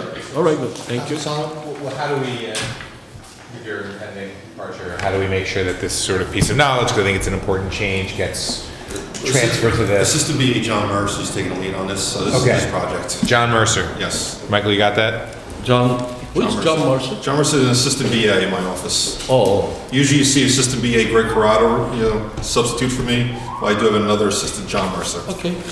He's more IT friendly, so any IT type questions, he's the guy to go to. Yeah, okay. Just before you leave, to make sure that the big yellow postal pad tells. Yes. Yeah. So Councilman Young can travel all over the world. Right, okay. So not me, everybody can go. Okay. All right. 10P is a go ahead. I don't 10P is a resolution authorizing the renewal of an agreement with West Interactive Services Corp. to provide website hosting and service support services. $26,000, a whole lot of money, just hosting the web. And this is the same company that... Yeah. This is the company that's providing our That's what I'm saying. You know, there's a $26,000, they're more than enough to create a whole new website. Hosting website, $26,000, and also most of the content done by city, city employee. And then what kind of service they provide $26,000 a year? Do they maintain the website as well? Is it They make the changes? maintenance of website maintained by City of Jersey? City employee they do. Yeah, the data entry is done Yeah, that's what I'm by saying. city staff. Frame already, so all the update is done by City of Jersey. They just charging hosting to serve $26,000 a year is a way high. That's your fault. We love you. Fair question. We'll get more information for you. You know, so Get more find out. information for you, Yeah, sure. because- Yeah, that's a lot. Yeah, right? You see. Somebody's looking for you next door. All right. 10Q is a resolution. Sorry. Are you, Bob, you're gonna get us info on this one? Get info for you before Wednesday, if not, I'll pull it. Great. Okay. Resolution, 10Q is a resolution authorizing a shared service agreement renewing the appointment of the Jersey City Redevelopment Agency as the city's agent for any and all purposes under the Abandonment Properties Rehabilitation Act and Scattered Site Redevelopment Plan. 10R through 10... No, Q. Oh, go ahead. Now, so we have to renew this every year? Or every... It's an annual. We don't need. Yes. So is there anyone else that would ever be able to qualify? Or, I mean, why do we renew it if there's no one else? Because they actually act as our real estate agents. What? Technically, real estate agent is a professional service. So professional services have to be procured on an annual basis. We don't go through the full procurement process because we use the JCRA. If we wanted to, we could do an RFP. Oh, so we and can't. Get a professional services contract with somebody else in HNS. Okay. We don't do that because we use the JCRA, which is why we're great. One of the reasons why we're great. That's all. This is specific to the event, the APRA program. Correct. Right. Yep. So there's certain powers under the redevelopment agency that they have to have more flexibility in exercising this whole APRA thing more so than a real estate company or anyone like that. Okay, 10R is going to be withdrawn, 10T is going to be withdrawn, 10R through 10W was touched on earlier. 10X is a resolution authorizing the use of competitive contracting to award a contract for consulting services needed in connection with abating and stabilizing lead in homes in the city of Jersey City. Oh, that 10X has a concern. Concern? Yeah, the 10X has an issue. 10X? The 10X. Okay. What's the issue? Yeah. So now, X.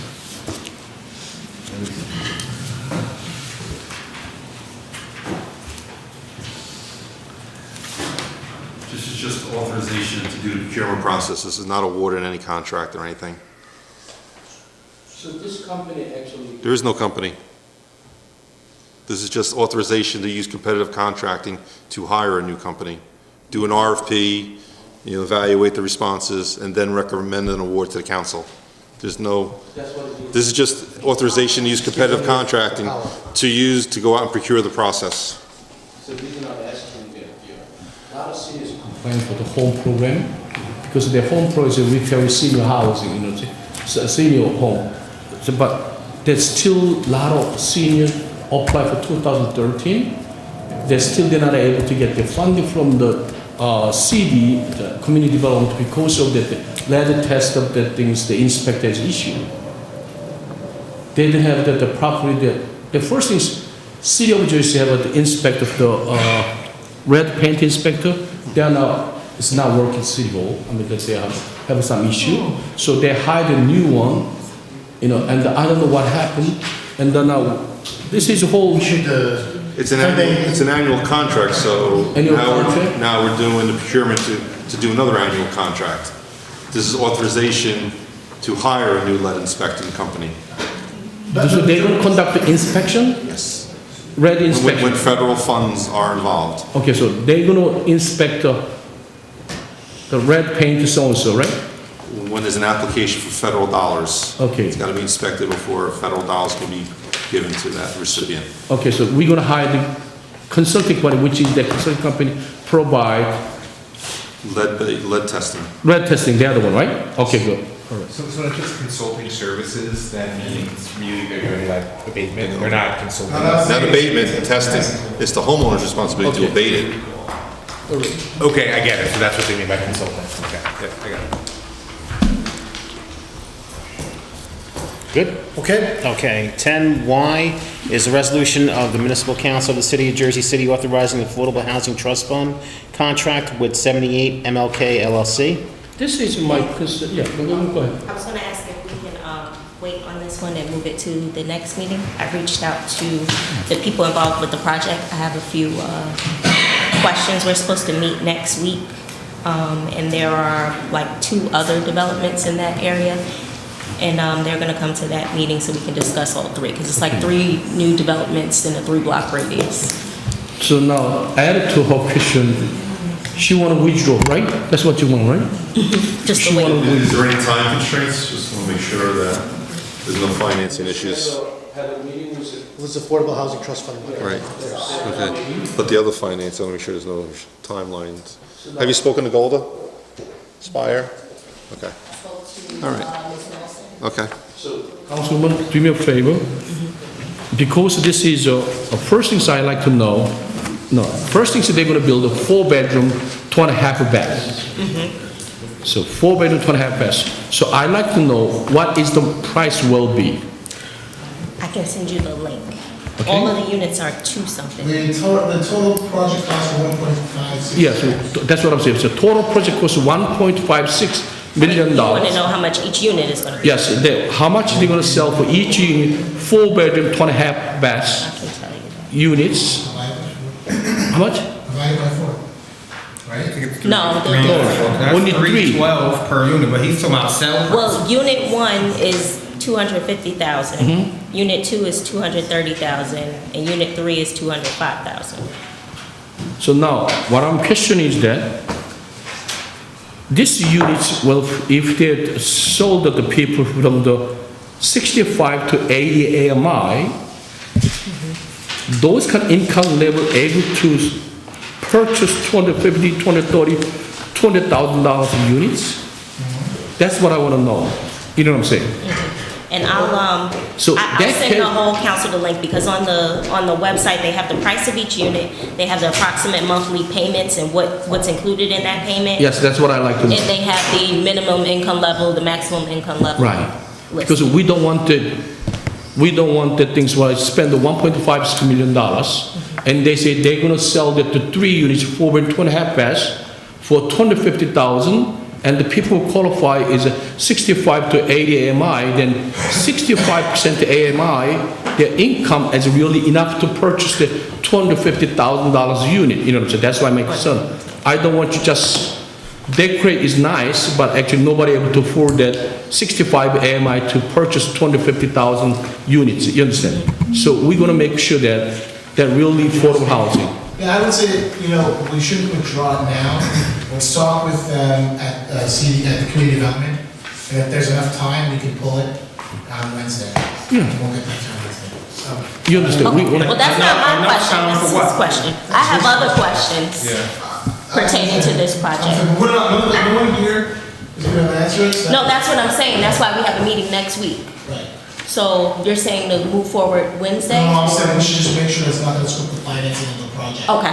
So we got to just go back and double check it out. Reach out to Golda tomorrow and then, Yes, please. council, let you Yes. know where it stands. You know what I'm saying? Because my concern is that. I got you. They say 250, but 65 able not able to afford that, then we just, do nothing. Okay? Z2. Z and Z1 we touched on earlier. Z2 is a resolution ratifying and reauthorizing professional service agreement with the law firm of Renewal and Donahue LLC to assist and advise the city council with coordinating responses to information requests. What is that? So this... What is it, 10? 10Z2. Yeah, 10Z2. This is hiring outside legal counsel to help us when we get tricky information requests. So throughout the course of the year, we get information asked of us in all different kinds of ways. We get Oprah requests, we get common law requests, we get subpoena requests. We'll even just get informal requests.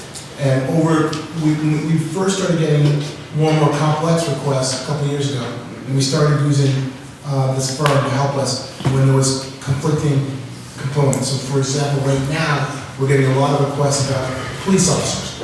As you can imagine, there's a situation going on with police officers. And because of the nature of those requests, the lot of them are slightly conflicted in making the final determination. And so we use a firm like Arleo to come in and review it, make sure we're living up to the request, or we're not violating an obligation to the police officer or employee. And in that instance, versus we're dealing with police officers that we're facing criminal investigations, so we want to be careful. We also got an extraordinarily large number of requests around the Port Authority, both when we initiated the Port Authority litigation and then around Bridgegate. So at that time, we wanted to have counsel, other than us, review the request to make sure that we were living up to our obligation. It's a stopgap professional mechanism that I put in place to make sure that we were not in any way being in conflict when reviewing a request and also living up to our obligations. We don't use it for every request. We only use it when a special or complex or a potentially conflictual request comes in. It's not the individual personal, not things like that, right? No, not personal. Yeah. No. So on the last caucus, it was specifically for Port Authority requests, and now it's just for general. Yeah, so the reason why I changed that is because the requests we started using them for are broader than just Port Authority. It started with just Port Authority, which included 139, because that was Port Authority funded. But now we're getting requests in that are complex about employees for all different kinds of natures. Can you send the council a list of the requests? The requests are not, it's anticipatory. Excuse me, Jeremy, would you mind sitting over there? Sure. So that, I think they're having a little trouble hearing you on the mic. It's anticipatory, it's forward looking. Thanks. But I don't know what the requests are going to be. But I can send you a list of the requests I'm using for that. So they haven't done the work, so I don't know what it's going to be. Right, but they previously were doing the work, so this is why we're hiring. So I could say, no, we hired them before. This is a renewal of the contract. Right. So I could tell you the types of requests they did before. Can you give me the list of last year, the requests? Yeah, I can give you the types of requests they worked on before. Not the types. And what I'm telling you is I'll give you the types of requests, not the Right, specific. that's not what I'm asking. And I'm telling you, I'll give you the types of requests, not the specific requests, because I don't have all the specific requests. Yeah. So I have to go. Sometimes it's a phone call. Right. We got this in. I would never be able to give you an exhaustive list. It's a free flowing thing. Yeah. It's not a lot. It's not a lot. Literally, we contacted them last year for 3 requests that I could think of, all around Port Authority, but related. Someone was related to 139. There might have been an employment investigation request we got in there as well. I'll go back and check and see what I have. All right. Right, so then why can't we just go through, we had them on contract in 2017, what were the specific Oprah requests they responded to in 2017, so at least we have a sense of what we're actually Wasn't just Oprah. But I'll go back and get, what I can do is also, see what I have in file and see what I can do. All right, I'll work on something for you. There's a lot of vagary there, right? Mm-hmm. What I'm asking you is to be specific and tell us what, if we're going to vote on this contract, what specifically have they been doing, so that therefore we can make an assessment. Sure. And I'm happy to do that in a closed session, so I have a sense, but I want to have an understanding of what. Yeah, it's not a lot. It's fairly anticipatory, and it's not a lot. So let me see what I can get for you, and I'll see what I can Okay, I mean, can't speak for the rest of the council, I mean, sort of my vote would be determined based on, the sort of specificity of what comes. Sure. Mr. Jeremy, I'm added to the price is 2014, we spent $20,000. I don't know if we spent that. That's what we authorized. Yeah, authorized. 15, I think we spent dramatically less. 10,000. But 2016, we authorized 10,000 or 50,000, and this is another 50,000. So total of the 4 years, we authorized $130,000. It's a lot of money. Not really, but I think also our expenditures were dramatically less. Yeah. But 130,000 is not a lot of money. It's nothing, right? No. Over 5 years, it's not a lot of money. And you know that, Council. I don't know. Okay. Okay. 10C3 is a resolution amending professional service agreement with the firm Shane, Schaefer, and Raffaello to provide legal services to represent the City of Jersey City in the matter of realty appraisal company versus the City of Jersey City. What is this one? So this is just a closeout. This is the firm that represented us in the lawsuit against the previous reval company, and we still owed them some money, so we had to close it out. Because last year we proved that, I mean, the $110,000, and this 120 is a separate, another 100, top of the 110, or is it just 120? No. No, this is just for the 11,000 that's remaining. As Jeremy said, this is a final closeout bill. So $12,000. yes, 12,000. Yeah, it's final. Yes. How do we get a closeout bill that's higher than what we would? Because if they had billed what we appropriated, right, then we would just pay it out. So Right, so how do they bill above what was appropriated? I can explain that. What happens is that if we didn't finish it out in 2017, if for whatever reason we were looking at the bill, we were, just waiting and reviewing it or disputing it or whatever, we wanted to go back and forth and lower it, which is what we think we tried to do. We tried to get them to lower it a little bit. If we didn't pay it in 2017, we have to reauthorize it in 2018 because we can't use the authorization from 2017 in 2018 because professional services has to be authorized on a yearly basis. Okay, so can you confirm that what we paid in 2017 is less than what was authorized and that this 12K fits within the 2017 authorization? The reason why I was very specific, right, so this is obviously related to the previous reval, and that decision was appealed to the New Jersey State Supreme Court, and when that appeal was made, a commitment was made that that appeal was going to be done without charging the city for it. And there are public statements to that fact. So I just want to make sure that with this 12K, we're not paying for that appeal to the State Supreme Court. Actually, James Sullivan, you did a very good job. Actually, it's $120,000 because we go to Supreme Court, the Supreme Court cost is $120,000. That's what was it. But what he say and what they sent the bid is two different things. So now, We'll go back and check the bill, but I'm pretty sure this is for the... yes, please, because actually at the city council meeting, that was a clear statement of what you said. And this bill actually $120,000 because when you go to Supreme Court, that's what it's been. That's I want to be clear, it's a $12,000 bill, not $120,000. But more importantly, I believe it's for the appeal. What happened here more specifically is when we were moving forward with this case, there was a change in how we were processing funds through the city, and a lot of the money got held up for about 7 months, and so they weren't paid for a long period of time. And now we're trying to clear that out and close out the file.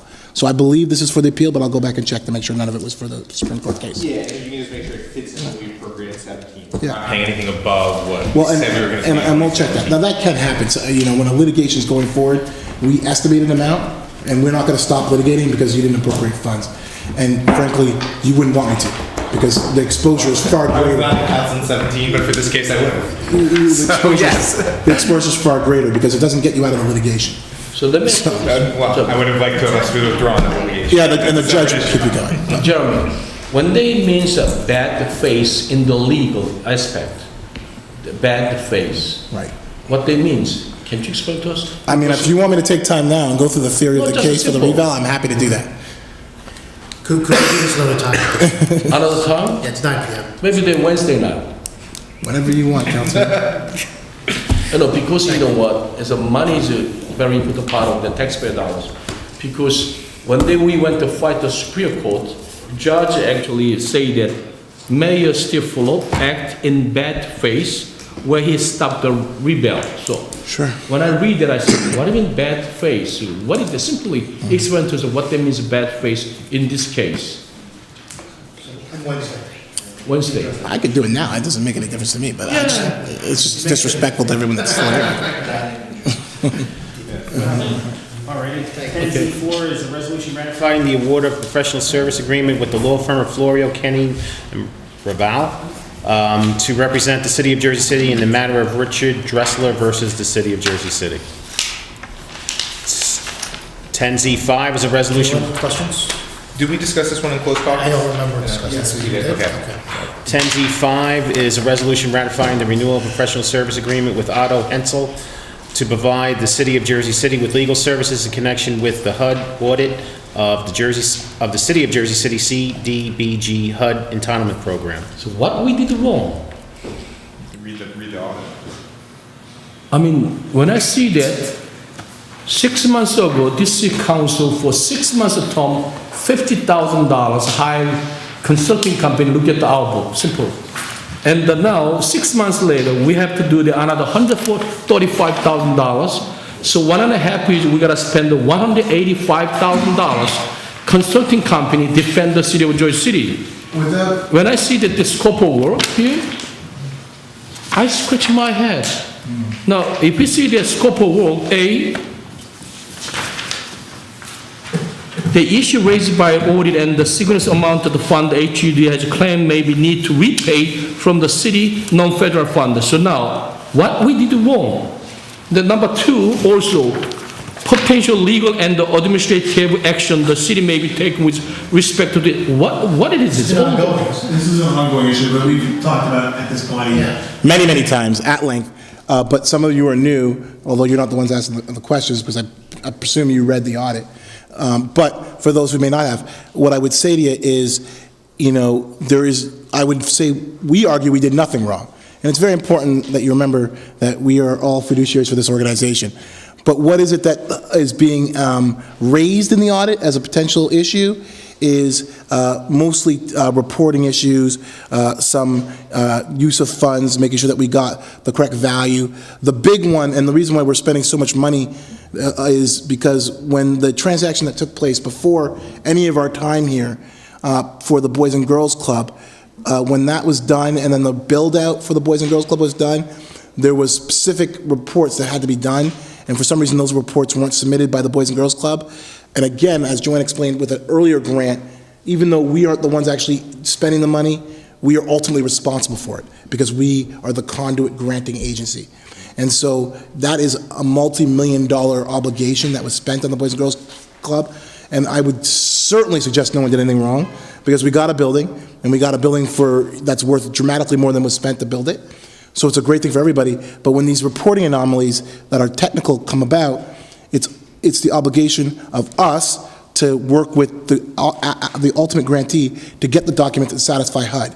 In this instance, the Boys and Girls Club has not been able to produce the documents for whatever reason, and so we continue to work with them, and we're hiring a consultant to do a deeper dig to try and satisfy it, because if we have to pay back the money, the general remedy is for us to go get it from the Boys and Girls Club, and we know they don't have the money. And what I would share with you is, we've discussed this in the past, and specifically we discussed it because at one point in time, we tried to cut off funding to the Boys and Girls Club until this matter was resolved to create pressure for them to comply with the document request. At that time, the then council felt that that was imprudent and didn't want to cut off the Boys and Girls Club. But as a result, multiple years later, we're still trying to get these documents and resolve this so we don't have to come up with, how many millions of dollars is it? It's like 10? Well, it was anywhere between 5 and 10. Yeah. So that's why we're spending this kind of money to protect against that. Then if it's heard to the audit that our book, community development fund, the special CDBG fund, do they have any audit copy for exact to summarize, statement to what was wrong by item? And we have a copy of it. We can definitely get you the audit if you want. Yes, please. And how much longer would this go on? Remember, when you do an audit like this, in order to get released by HUD, you have to show that you've taken steps so that this will not happen again, or they'll stop funding you your CDBG dollars. So to the extent there were mistakes made, they have been corrected either by putting a procedure into place or hiring or training people, or there are different remedies depending on the particular problem. But with the Boys and Girls Club,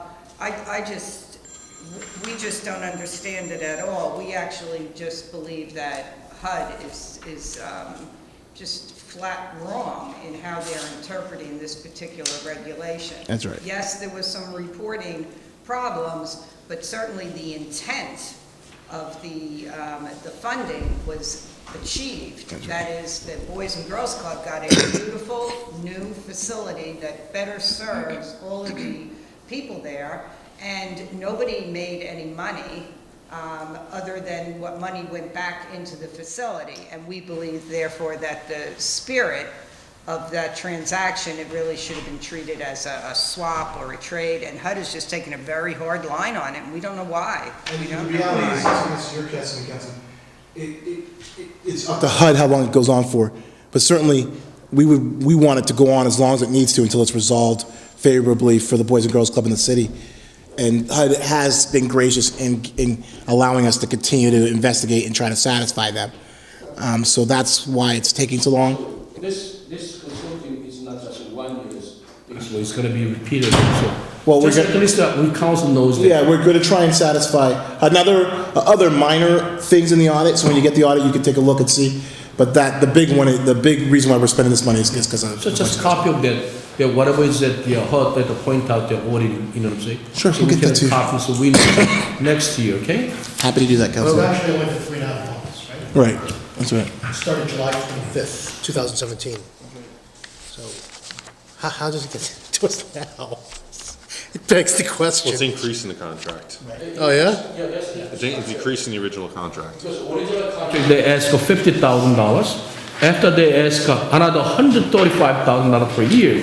So total they're looking for 1 year to 6 months. They ask $185,000. I think we squeeze the funds amount of 85,000, but it up to 135. It's not to exceed. Just to be clear. So that's what it is. Maximum we can pay up to $185,000. No, not to exceed 135 means it's 135, not 100. Well, we pay $50,000 already, you know. That's combined? That's the 6 months was $50,000, and the 1 year's contract 135 maximum. So it can be almost. I think that the total amount is 135. 135. Right. Just to be clear. Well, next year we'll see. We have to come back. To Councilman Solomon's point, if we need more money, we have to come back and reauthorize. Yeah. Just more on the overall audit. Has CDBG, RCDBG ever come back and kind of presented to this council before the three of us joined, kind of saying, here's how we put in place to kind of correct what we see as our failings? They did come back, yeah. Okay, so they've done that? Okay. Can we get copies of that for The audit, yeah. Yeah. Absolutely. You want the responses you're asking for? Yeah, the Yes. responses, We yeah.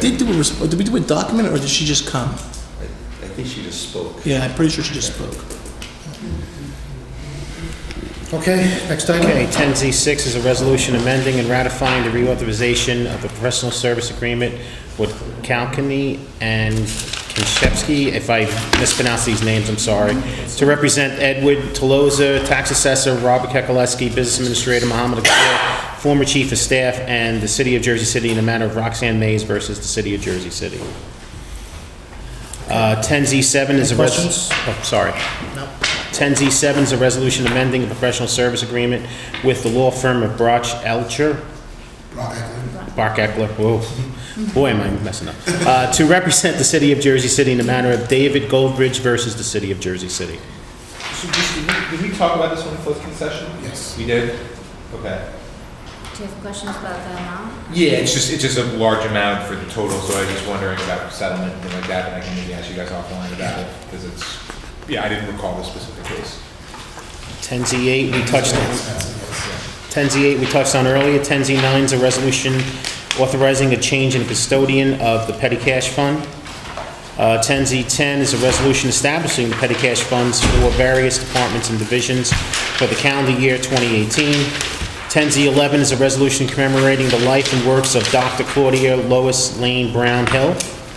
10Z12 is a resolution honoring the Ethical Community Charter School on the occasion of their 5th annual gala. 10Z13 is a resolution recognizing and thanking Dan J. friends, of Korean War veterans. 10Z14 through 10Z31 are all Woman of Action honorees. Tina Nails, Tiffany McQuarrie, Tamika Reynolds, Susan Murphy, Shirley Capoletto, Sandra Lovely, Renee Soretta, Michelle D. West Levine, Katie Brennan, Kara Obroski. I have so much trouble with the Polish names. Jacqueline Suarez, Ellen Simon, Diane Case, Deborah Baker, Devita Santos, Louisa, Cookie Ronaldo, Cheryl Richardson Evans, and Amy Lynn Rodriguez. 10Z32 and through 10Z34 were touched on earlier. 10Z35 is a resolution authorizing emergency temporary appropriation. Bob, can you just briefly walk us through the big items on this? So this, currently, these divisions probably a little short in their operating expenses. It's probably have some bills or initiatives they're trying to get done in the first quarter of the year. So we're increasing some OEs. There's a couple grants that are being added to the budget. Go ahead. How does this kind of relate to the bigger budget picture? Because I guess in the last meeting, most people said, look, this is just because it's a temporary. Right, so it's more like so what you're ledger keeping versus actually spending. So we're funding the day operations. So probably at the next meeting, you'll probably see a larger resolution. Because the first temporary budget we did at January 1st was more of a 3-month salary and wages. 3 months are winding down here. Obviously, we don't have an adopted budget, so they'll probably do a larger increase to do another quarter of salary and wages and operating expenses. And that process will continue till you adopt the budget. Once you adopt the budget, you won't see these anymore, other than when the grants come in, and they're called Chapter 159s, and there'll be items of additional revenue added to the budget. But as we go through the budget process, you'll have to see these increases. Maybe next meeting will also include the pension payments. We'll have to make our annual pension to the PFRS, PRS. Those are big numbers. Can I just bring up something else? Sure. So as far as the budget goes, the state aid projections, we'll find out tomorrow? Yeah, we'll find out when the governor releases his budget information. Now, legally, are we permitted, remind me, to pass the budget without knowing exactly what their states? We can, as long as the state approves us to adopt it. We cannot adopt the budget till the state gives the okay. We will put revenue numbers in, specifically state aid numbers that we think, based on last year's numbers. If for some reason they say, hey, you know what, you're not getting that, so you can't adopt, you gotta make changes to your budget, then we'll have to kick it back and make changes. What's the number you projected in this budget? It's the exact same number as last year, it's like 64 million or so. So the exact same numbers, which has been, for the last few years, has been the same numbers. But if the state DCA, when they see our budget document, if they see some issues with the state aid numbers, they will tell us, and we'll have to make the appropriate changes. Okay. 10Z36, resolution authorizing calendar year 2017 appropriation reserve transfers. 10Z37 is a resolution recognizing officers Mac Doe and Jermaine Truesdale for acts of heroism and bravery. 10Z38 is a resolution recognizing Jonathan Gomez, Frank Lopez, Elzia Rivera Jr., Joseph Connor, Sean Morelli, Adrian Polino, Joseph Torrey, and Glenn Johnson for acts of heroism and bravery. Not printed on your agenda as 10Z39 is a resolution authorizing the gift agreement with Gami Morales for the acceptance of 3 bus shelters to be constructed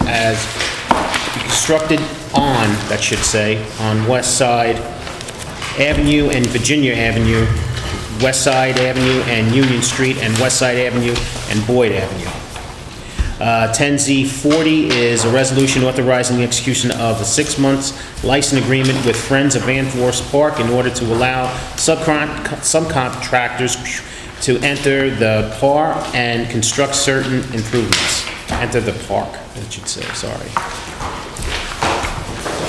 Maybe one comment about the budget before everyone leaves. The public hearing, assuming the budget's introduced Wednesday, the public hearing will be the first meeting in April, at which point the public gets to comment, they ask questions of the administration on various aspects of the budget. Just the statutory requirement. So is the public hearing a council hearing, or is it? It's at a council meeting. It's during the council meeting. So it's during the council meeting. Any member of the public can ask a question about anything about the budget. Is that set the date? Yes, it's always the, So what meeting is that? it's the April 11th, so it's 28 days. Now, the council doesn't take any action that night. Right, It's just the council, the public. Yeah. So we're gonna, I say, I plan on a long night. April 11th. I'll make sure that Robert is covered in that meeting. Okay, may I have... Folks, hold on. Councilman Rivera. Folks. I'm going to ask the question. Hey. 37 and 38 for Wednesday, can we move them ahead because some of the officers are going to be on duty? Sure. They're going to come on break. Can we have a motion to adjourn at 9:15? I have a motion made by Councilman Rivera, seconded by, I'm going to give it to Councilman Solomon. There we go. All in favor of the motion by acclamation, please say aye. Aye. We're out of here at 9:15 p.m. Have a great night.